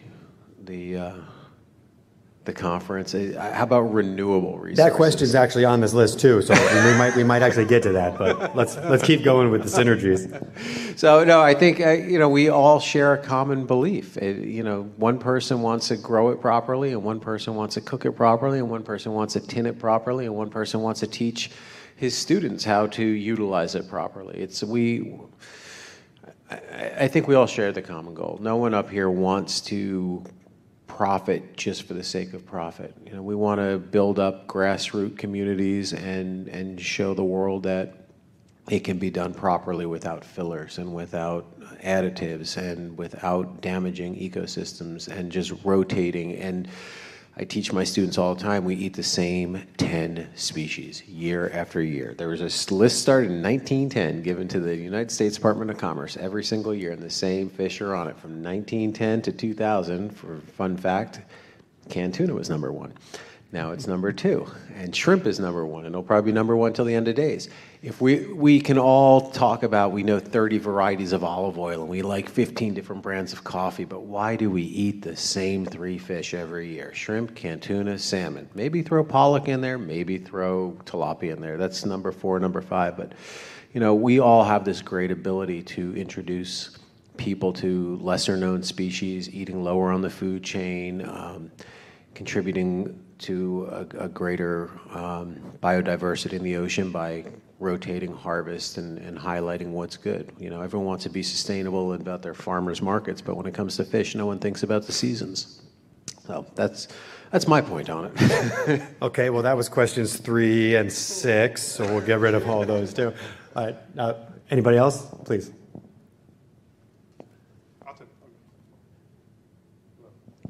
Tap it.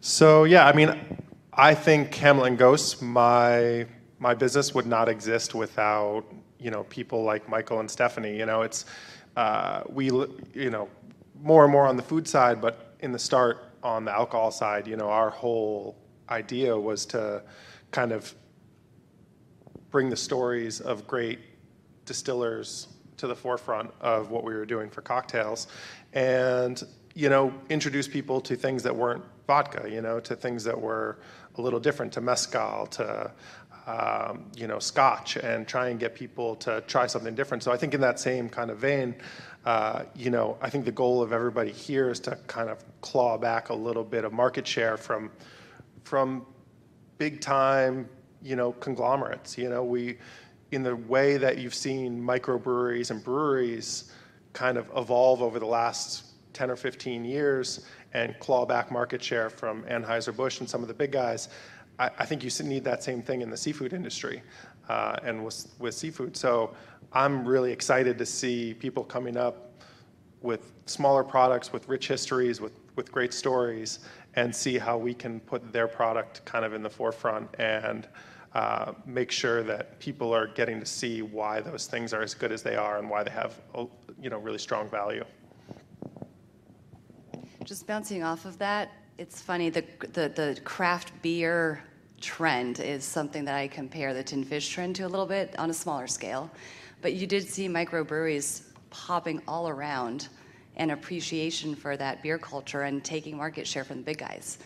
And we're starting to see that on a small scale, hopefully in the next few years with tin fish too. And just to respond to synergies, ideally I would love to have a facility that is close to origins of species, starting with a branzino or halibut because it's just a consumer profile marketing play, but then launching lines of other species and educating folks on, or maybe a small limited line of fish cheeks. That's it, 1,000 cans, limited, exclusive, that kind of thing. But in any event, I just wanted to bounce off of that cultural trend, and hopefully that will continue developing. Single vineyard, yeah. Single line cheek. Tap the bottom, yeah.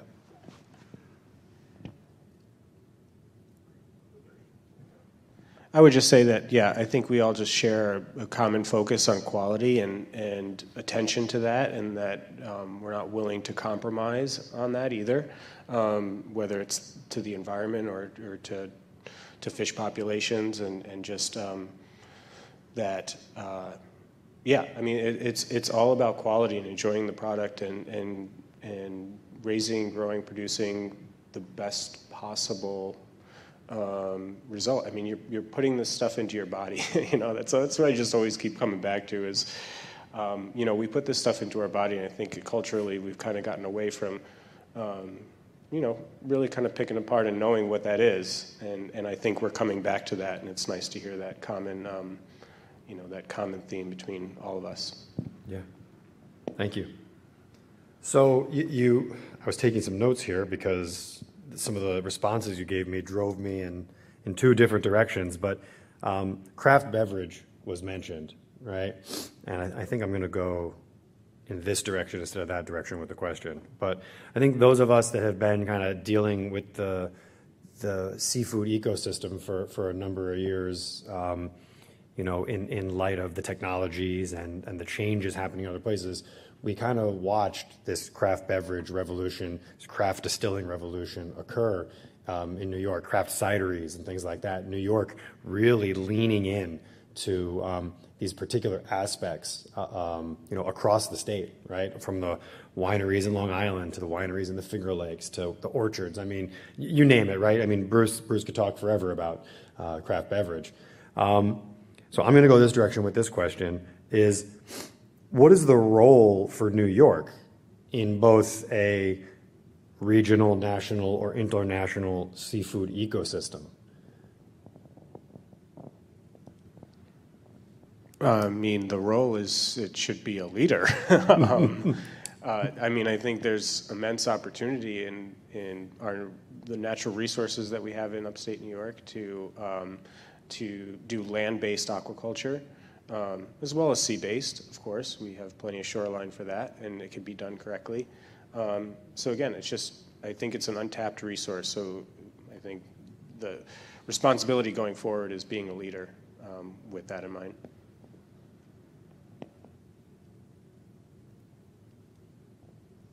Well, yeah, I'd love for New York State to be able to provide a little bit more support so that we can bring back some things that I had to go out of state. I wanted to do it all here because I thought I want the product to be sourced nearby and try to keep it more or less hyper-local to the best of my ability. And now, I'm going outside of New York, and if I had that ability, well, first of all, I'll be able to prove that this is a desired product, right, by selling these first few batches, and ideally, it will grow, the demand will grow, and it'd be great to be able to use, institutions like Cornell and New York State to all together push the industry forward. And I'm positioning, again, the brand in more of this sort of luxury or specialty food area, but we've been talking, Stephen, about food security.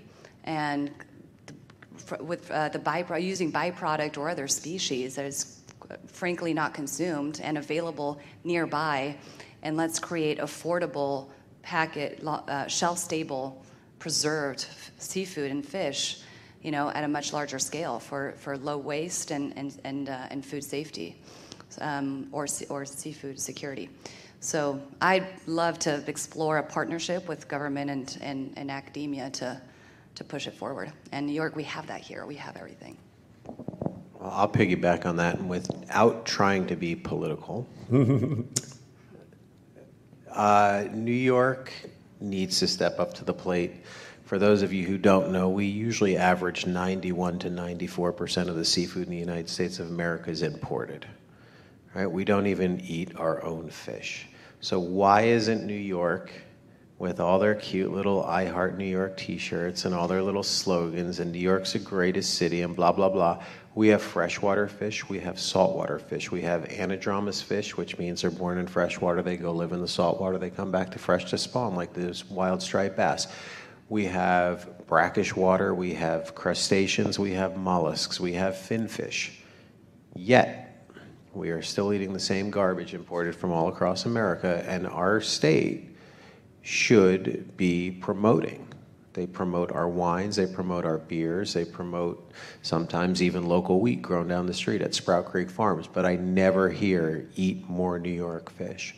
So I'm going to push back and say that Albany needs to help out. I don't think you'll find disagreement in this crowd. No, 100%.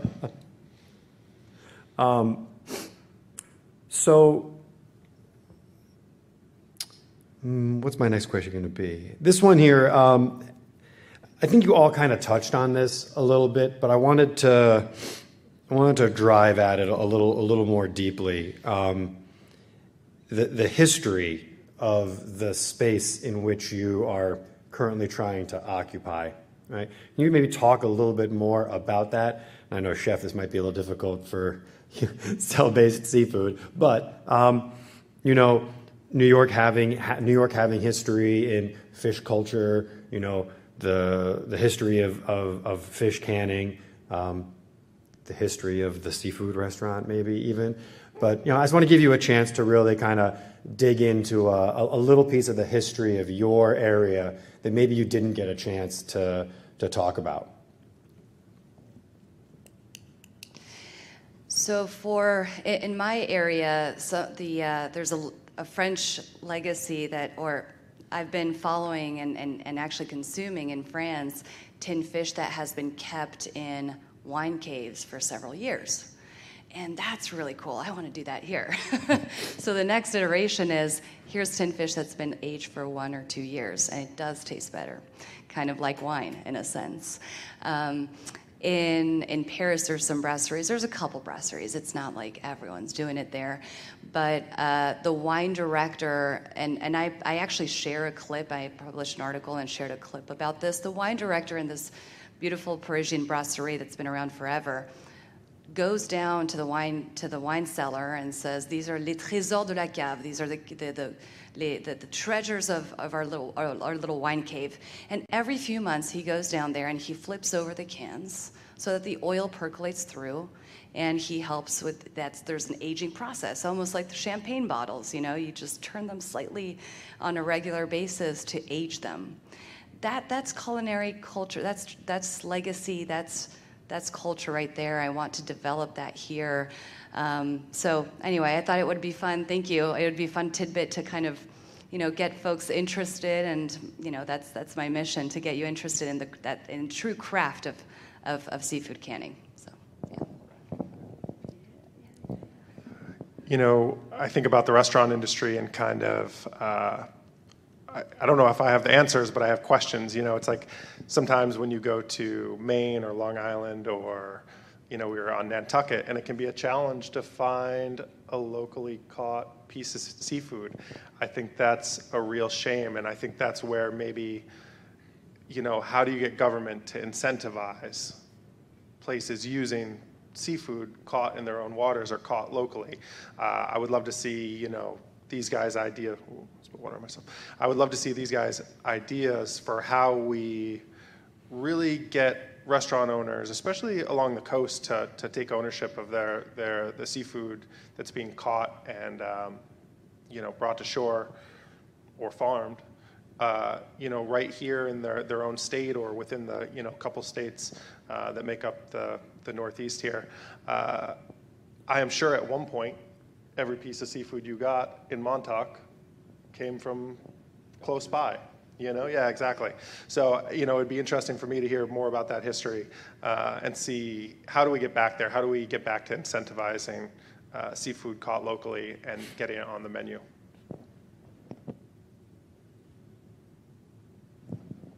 Yeah, I would just say, you know, fish farming is not a new practice. It's been around a very, very long time, even in New York State. But kind of a funny story is when we were starting this whole little venture, and I alluded to it in my presentation, is there was very few resources and information and support on how to get started and making sure that we had all the necessary permitting and licensing and following all the regulations. I mean, we were not trying to go guerrilla style. We really wanted to do this right, but it just wasn't there. So when we finally figured out what licenses we needed to apply for, which took some back and forth between New York State and the various departments that are involved, we eventually got our license in the mail. We were very excited about it. We opened up the letter, and we were license holder number 5. And that was like just kind of mind-blowing that it wasn't even like 003BF6, it was 5. So, I mean, that was kind of eye-opening, you know, and I realized relative to our size, I mean, there are other aquaculture, land-based aquaculture businesses out there. They're rather I mean, in comparison, much larger than us, have certainly much more capital behind them and larger facilities, but it's taking an older practice and really putting a new focus, again, not to beat a phrase to death, but sustainability, focus on it, and using technology. Because inherently, land-based aquaculture or land-based fish farming is incredibly risky. It's a risky endeavor. Your entire stock can be lost in one power outage or one bad storm. Something catastrophic can happen. So using technology and how far that has come and implementing it into all aspects of the business and the sustainability aspect. And then, of course, just listening to what people want and what they care about now is important. And, we don't have to go for what is going to be the biggest profit margin, but maybe what will get you the most sustained customer base. People are going to keep coming back because they're going to know that you really care about what you're doing and care about what you're producing, and they're going to in turn love consuming it. So, thanks. Chef, do you have any comments on the long and storied history behind cell-cultured seafood? Yeah, our long and storied history dates back to 2018 in Hawaii. When 3 gentlemen were sitting around at a conference and realizing that there's all kinds of farming going on and all kinds of growing, and cell-cultured meat was just at the beginning and no one was doing fish. So it's still in its infancy. It doesn't even have FDA approval yet, hopefully within the next 6 months. So, it could be small pilot, aiming for small pilot production Q1 of 24, and then, slowly seeing where demand goes. But with the rest of it, because as a chef for, dare I say 35 years, but frightening that I've been in kitchens that long. I have seen fish go from very large and eye-opening and just magical beasts of the sea to really small, and that's what caused me and my friends to form Passion Fish in the year 2000. Fish got smaller and smaller and more expensive per pound, and we were wondering what the heck was going on, and it slowly became that painful lesson in micro versus macroeconomics. And I think if you really want to trace back in history, microeconomics teaches you, when I was a chef in San Diego for years, if we buy fish from Indonesia or Vietnam or from Southeast Asia and we're buying yellowfin tuna, it's really cheap and, our bottom line looks great. Macroeconomics says, well, you buy it locally, you're paying more, your bottom line looks terrible. But we learned, I'm not beating my own drum and saying I've always been sustainable, but I realized that if I could support the locals, then I could put a little money in their pocket, and then those fisher people were all excited, and they would bring their friends into the restaurant because then they had a paycheck, and they were so proud, and they couldn't wait to see how I would showcase their food or how some of my colleagues would showcase their food. And eventually you get to price parity because they're dealing with volume. No one wants to lose the money up front and risk that the price will come down. I think everyone in this room is guilty of doing a Google search, type in product XYZ followed by the word cheap, and you want to find out where you can find it the cheapest. Why would food be any different? So if any of the governments would want to subsidize, I don't want to say, place extreme tariffs on other products to force us to buy it, but there needs to be some kind of compromise. We do export a lot of our seafood. There's no doubt about it. I mean, the Gulf of Mexico, we export over 37% of what we catch down there, but import 94%. It's upside down because we're a cost-based society. So I implore all of you to maybe, if you're going to drink $20 to $100 a pound coffee or $30, bottles of olive oil, realize that sometimes good fish isn't cheap, and cheap fish isn't good. So let's spread the wealth. Maybe that should be our catchphrase for the summit next year. Thank you.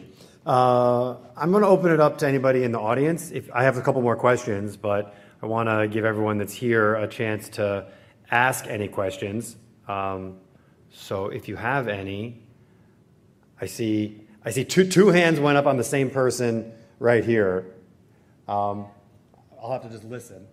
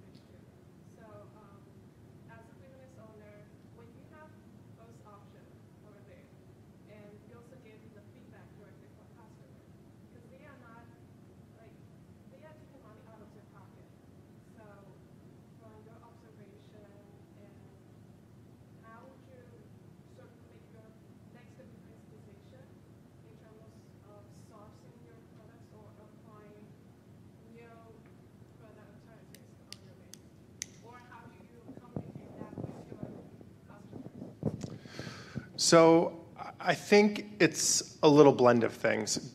Are people online going to be able to hear the question? Do you need to are we okay? We want to repeat it? Yeah, I just want to make sure everybody knows what the question is. So, You better repeat, okay. You better repeat it, because I don't think people could hear it. No, you're fine. I think it's a blend of a few things. So how do we make buying decisions? And I think this is where it comes to having good partners. When I talked about our relationship with TrueFin, one thing they said early on to us was ask us questions. Ask us what we have too much of. You know what I mean? They're a producer that's bringing in, they can't say no to the fishermen a lot. If a fisherman's going to bring in a certain type of fish, they need to take all of it or none of it, or it goes to somebody else. So they have to make that decision. Can they move through that amount of product in this amount of time before, it won't work for them anymore? So they said to us really early on, when you call each week, ask us, what do we have? What do we need to move? And what do we need to use or get rid of this week? And so we'll do that. We take that opportunity each week to talk to them about, hey, what do you guys have right now that it's helpful if we take it for you, and it's also maybe something different or something we can try or something we haven't used on the menu before. And they'll give us a better deal on it. They'll lower that price for us a little bit, and they'll be thankful that we took some of that product that they might not have been moving or might not have been moving as quickly as they thought. There are challenges to balancing a menu. I always try and tell the chefs who work for me, you need things that make you money that are popular, that have lower product costs, because they are the things that allow you to sell something at a 50% product cost.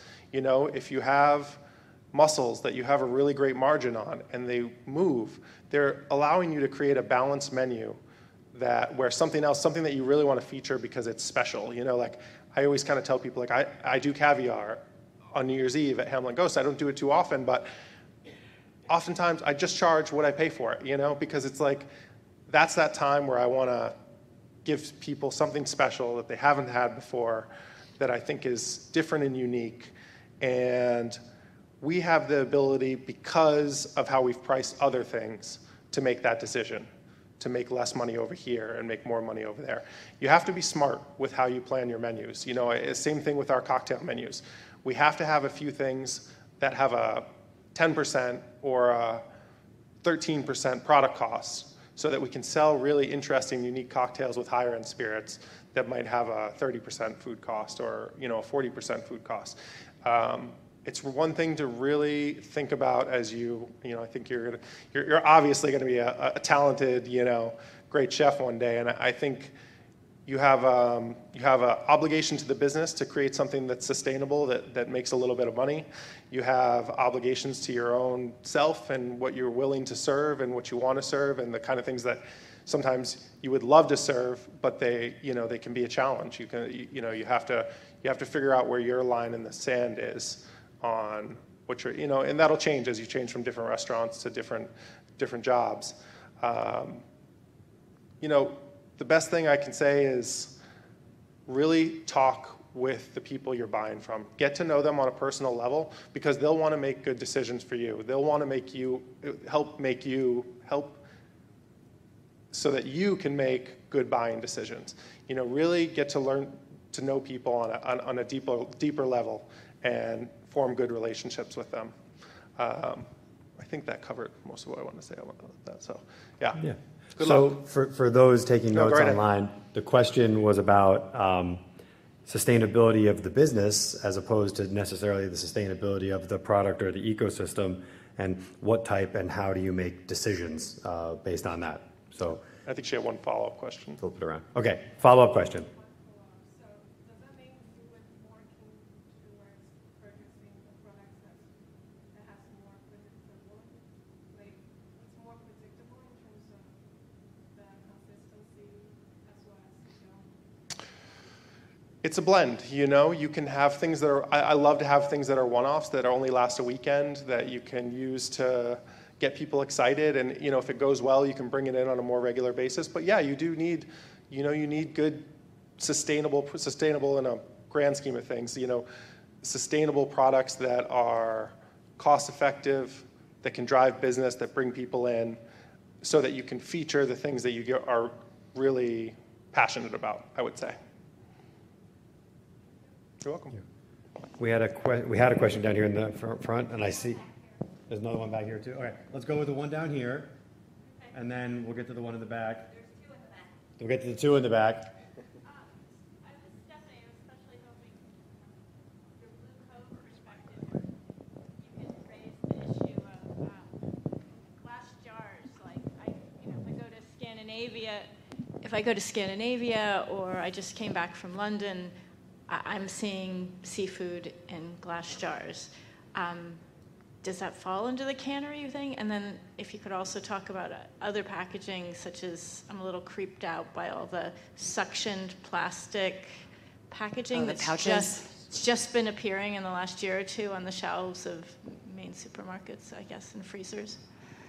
Thank you. I'll try to do my best. I'm certainly not yet, I don't have an enormous amount of expertise in the different packaging. I kind of have had this, I didn't even consider other packaging in a sense. Jarring is also a perfectly good option to preserve fish too. In fact, you'll find some really good tuna belly in jar and olive oil in jars. From my perspective, I thought, well, first of all, there's transportation of glass, and that's just going to be difficult for me as a solopreneur just trying to get this thing off the ground, right? The second piece was almost like an emotional of bringing back the can. There's a nostalgia factor to that, and I know I'm thinking more from a branding lens, and at the same time, I knew that the recyclability rate was pretty decent of aluminum or steel in the US because we have that infrastructure that we can always do better, obviously. And then because I'm in this sort of specialty and I needed to launch with a certain brand identity, using pouches for me was not the best way to present the product in a sense. However, yes, I'm hearing also about mushroom-based pouches or seaweed. That's really interesting. I would love to see what the industry comes up with that, or what the industry comes up with over the next few years in that area.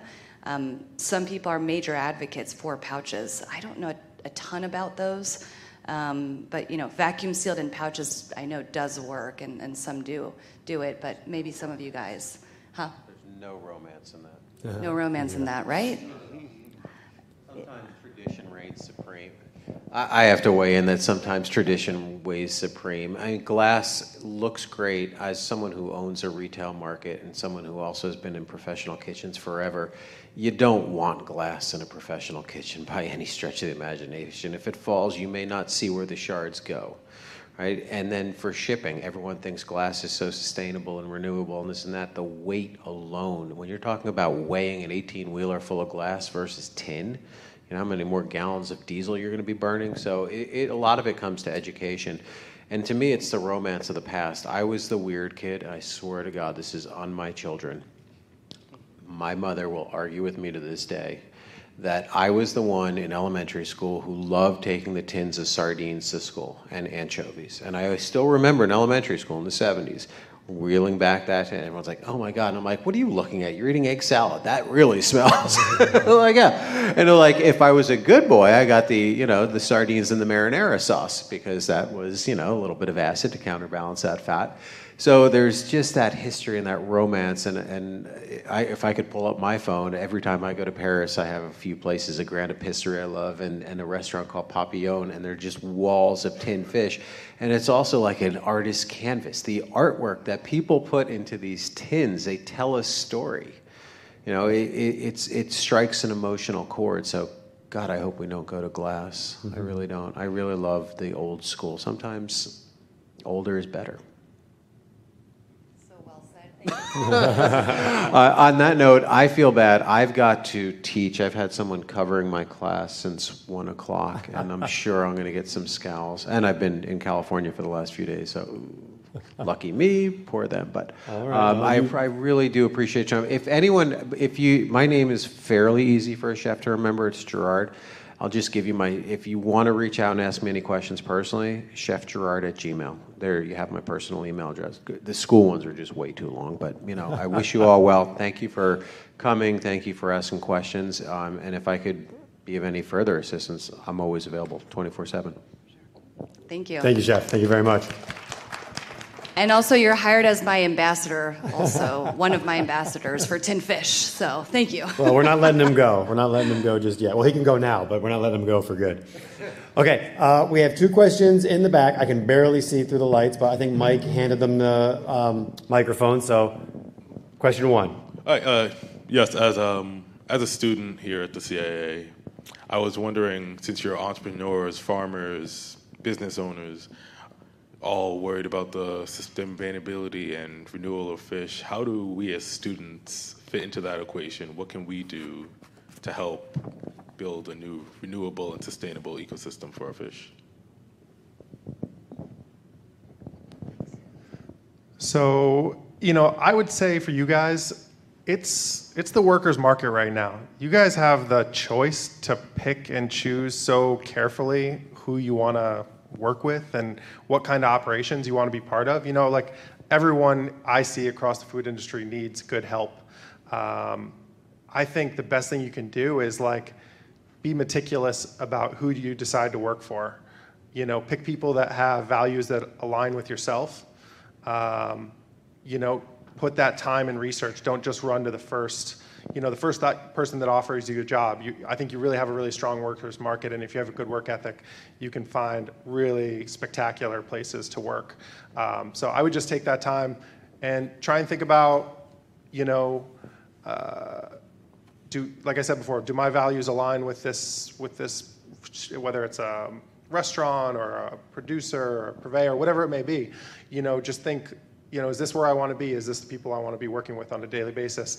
And don't be afraid to move on if you get in there and it doesn't feel like the right fit. You don't think people have those same values as you. Have a backup plan. Have a B and a C until you find that place where you find the work environment really conducive and valuable, and you're working with people that that's the biggest thing, working with people on a daily basis that you really enjoy working with. I would say you have an opportunity to be an advocate and ambassador for, if it's sustainable seafood grown in New York, or, whether it's land-based or sea-based.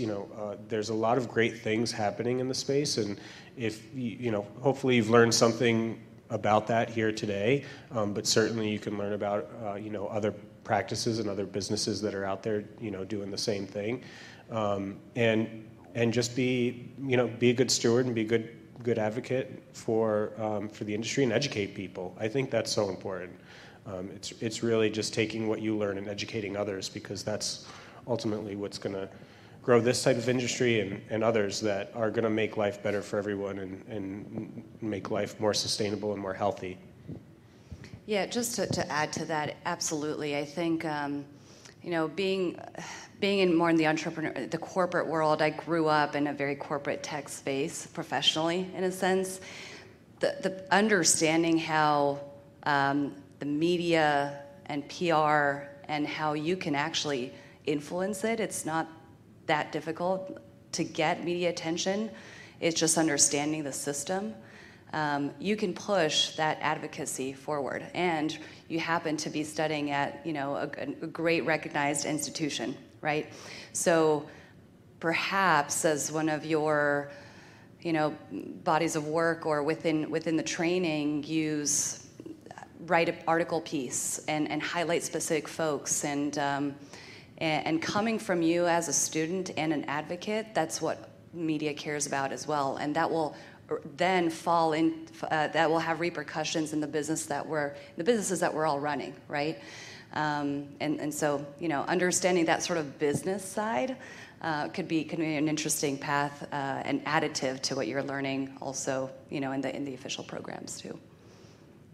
Yeah, I have a comment on that too, because I get this question quite a bit from some veterinary students and things too.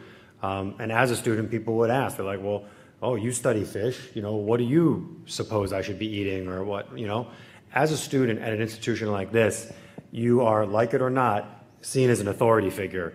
And we're living in a time now where people are looking for authority figures in the flesh. I'm not going to discount what Stephanie said about marketing and social media, but when you can be an advocate, when you can be an expert to someone, especially at the position you are as a culinary student, I think a lot of us are going to agree here that our impact on the consumer is limited compared to what the restaurateurs can do, and that's why we struggled so hard and really wanted them to be here.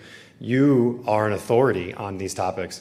So as a student, it's up to you to really educate yourself, as they're saying, learn about the spaces that you're in, and then use that platform.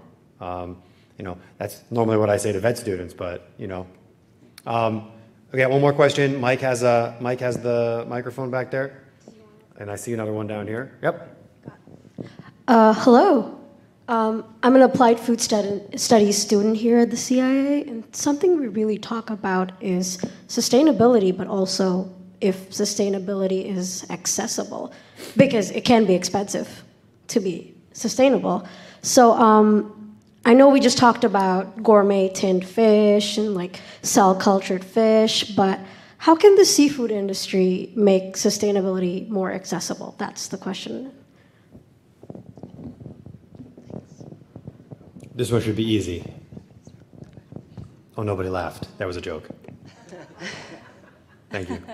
It's a great question. Sustainability is expensive, right? Or, there's certifications, we're all putting in extra steps and making choices or paying more for the product that we're either producing or sourcing. And then there is an impact on the price margins there too.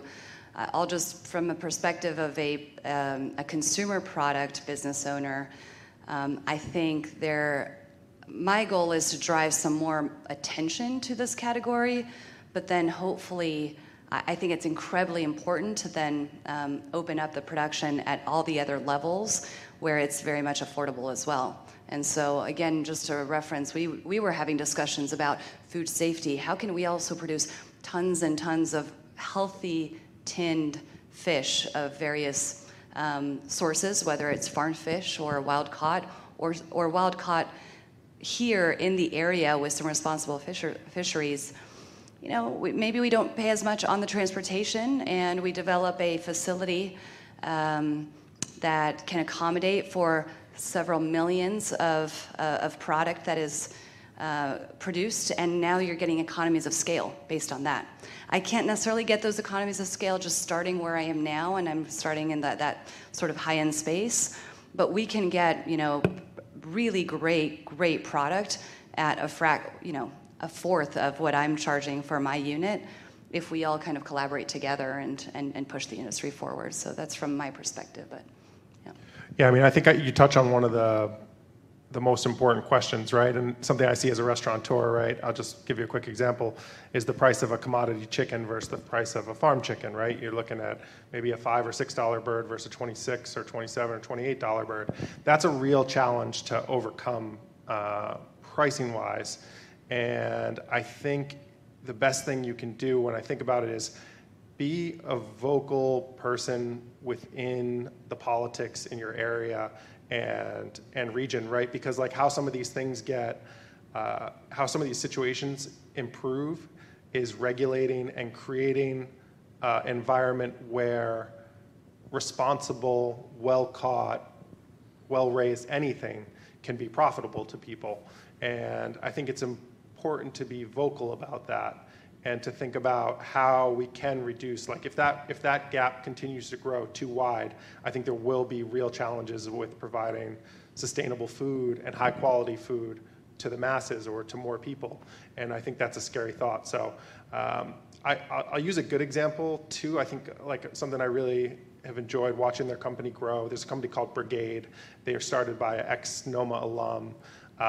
Their whole core idea is to bring quality food back to elementary schools. They retrain staff. They work to buy organic, responsible products that they can serve to kids. They make them approachable. And I think that'll have such a huge impact on kids coming up that they've eaten real high quality food every day versus chicken nuggets and pizza and processed foods, right? I think it's so important to start like that their idea of what's acceptable quality food starts at that age, that starts in elementary school and isn't that isn't taken for granted. I think Tyson probably wants there to be chicken nuggets in every school every day if they could have it their way. We really need to fight against those kind of things and make sure that kids are getting a healthy start in life with good quality food. And just, it's just so important that they understand that at a young age, I think. That's a great question. I think that, no doubt reaching sustainability or working towards or implementing sustainable practices is expensive, for sure.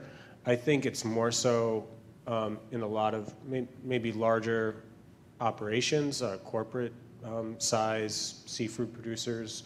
I think it's more of a choice, honestly.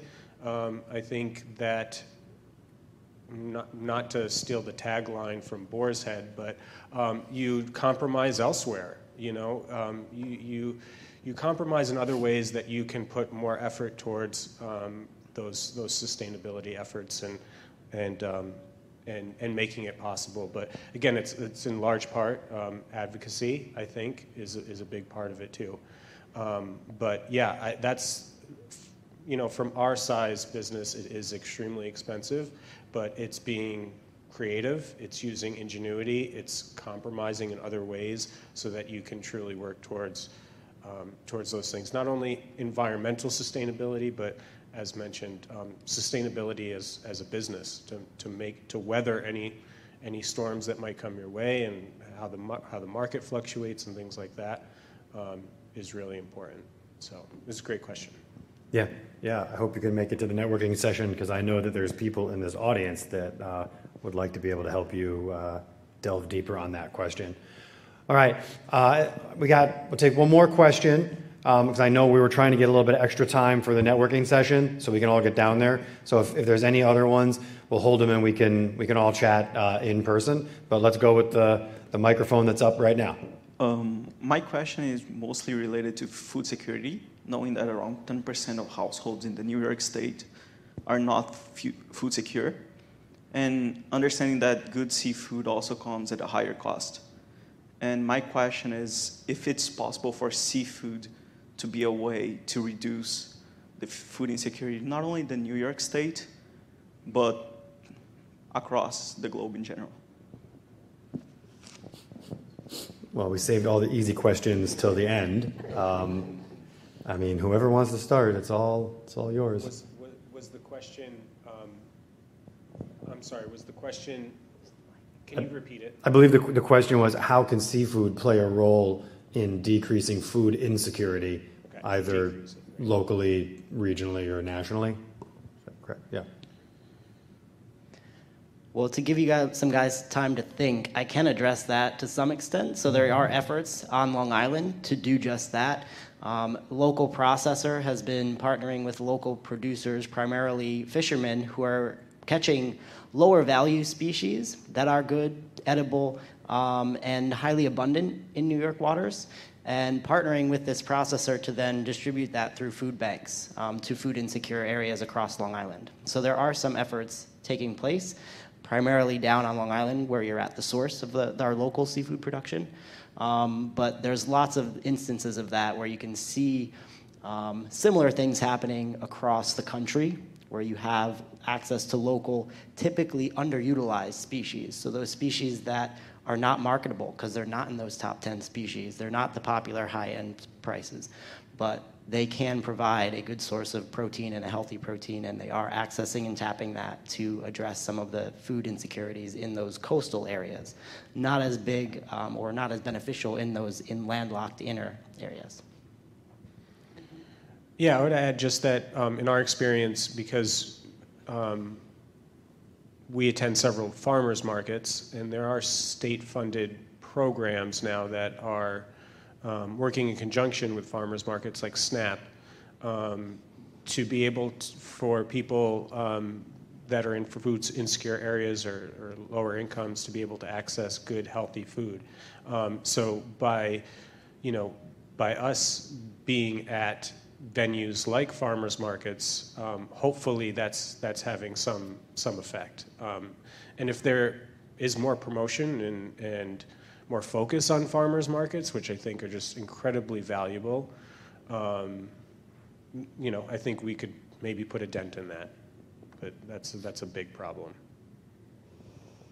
I'll just echo what Michael was saying about local underutilized species. They're pretty abundant, actually. There's so much good seafood that we can just source from a few miles away in the radius around New York State and have put a focus on that. I wonder if there's some policy work advocacy to do here where the New York State sets targets where seafood consumption and the sources of seafood consumption needs to be at a certain percentage in the next 5 or 10 years. We should be consuming seafood that is sourced here. Obviously, that will come with education. There's a big educational campaign around that. Some people are still weary of eating fish that they don't know or species they don't know. Hopefully, between all of our work, and there's plenty of other businesses, and with the help of academic institutions like all of you guys, we can do some of that together. But it sounds like there is a solution. There's some abundance of seafood around us, and we can probably, harvest that. And I guess in terms of some, canning is also one of those, seafood packaging technologies that allows us also to preserve long-term seafood for years. If it doesn't get consumed right away, then it's there and it's still available and it's high quality and healthy. Yeah, I think that question really drives to the heart of why we continue to do these summits, right? There's these places that, price is an issue, right? But access, physical access can be an issue. Just exposure, knowing what's out there and what's available is an issue. And the whole reason that we started doing this meeting, all those years ago was so that all of the people that are engaged in these different areas, these different aspects, can come together and talk, and we can answer questions, and we can spend time with each other and make sure that the seafood economy of New York State, stays around and hopefully becomes stronger over time. With that, we can continue the discussions down at the networking session. So when we invite you down there, we want you to keep an eye out we have Hudson Valley steelhead down there. We also have local coho salmon. There are oysters provided by Pico Oysters. That's an oyster farm on Long Island. We have wild-caught monkfish that's been prepared. We have Skytop Springs has brought some of their smoked trout, and Blue Cove Tin Seafood has brought some examples of the recipe for their tinned halibut. So, and I think there are also some beverage pairings, thanks to Bruce, down there available for you. So with that, I'd ask for one last round of applause for our speakers, and let's get on to the next session. Thank you.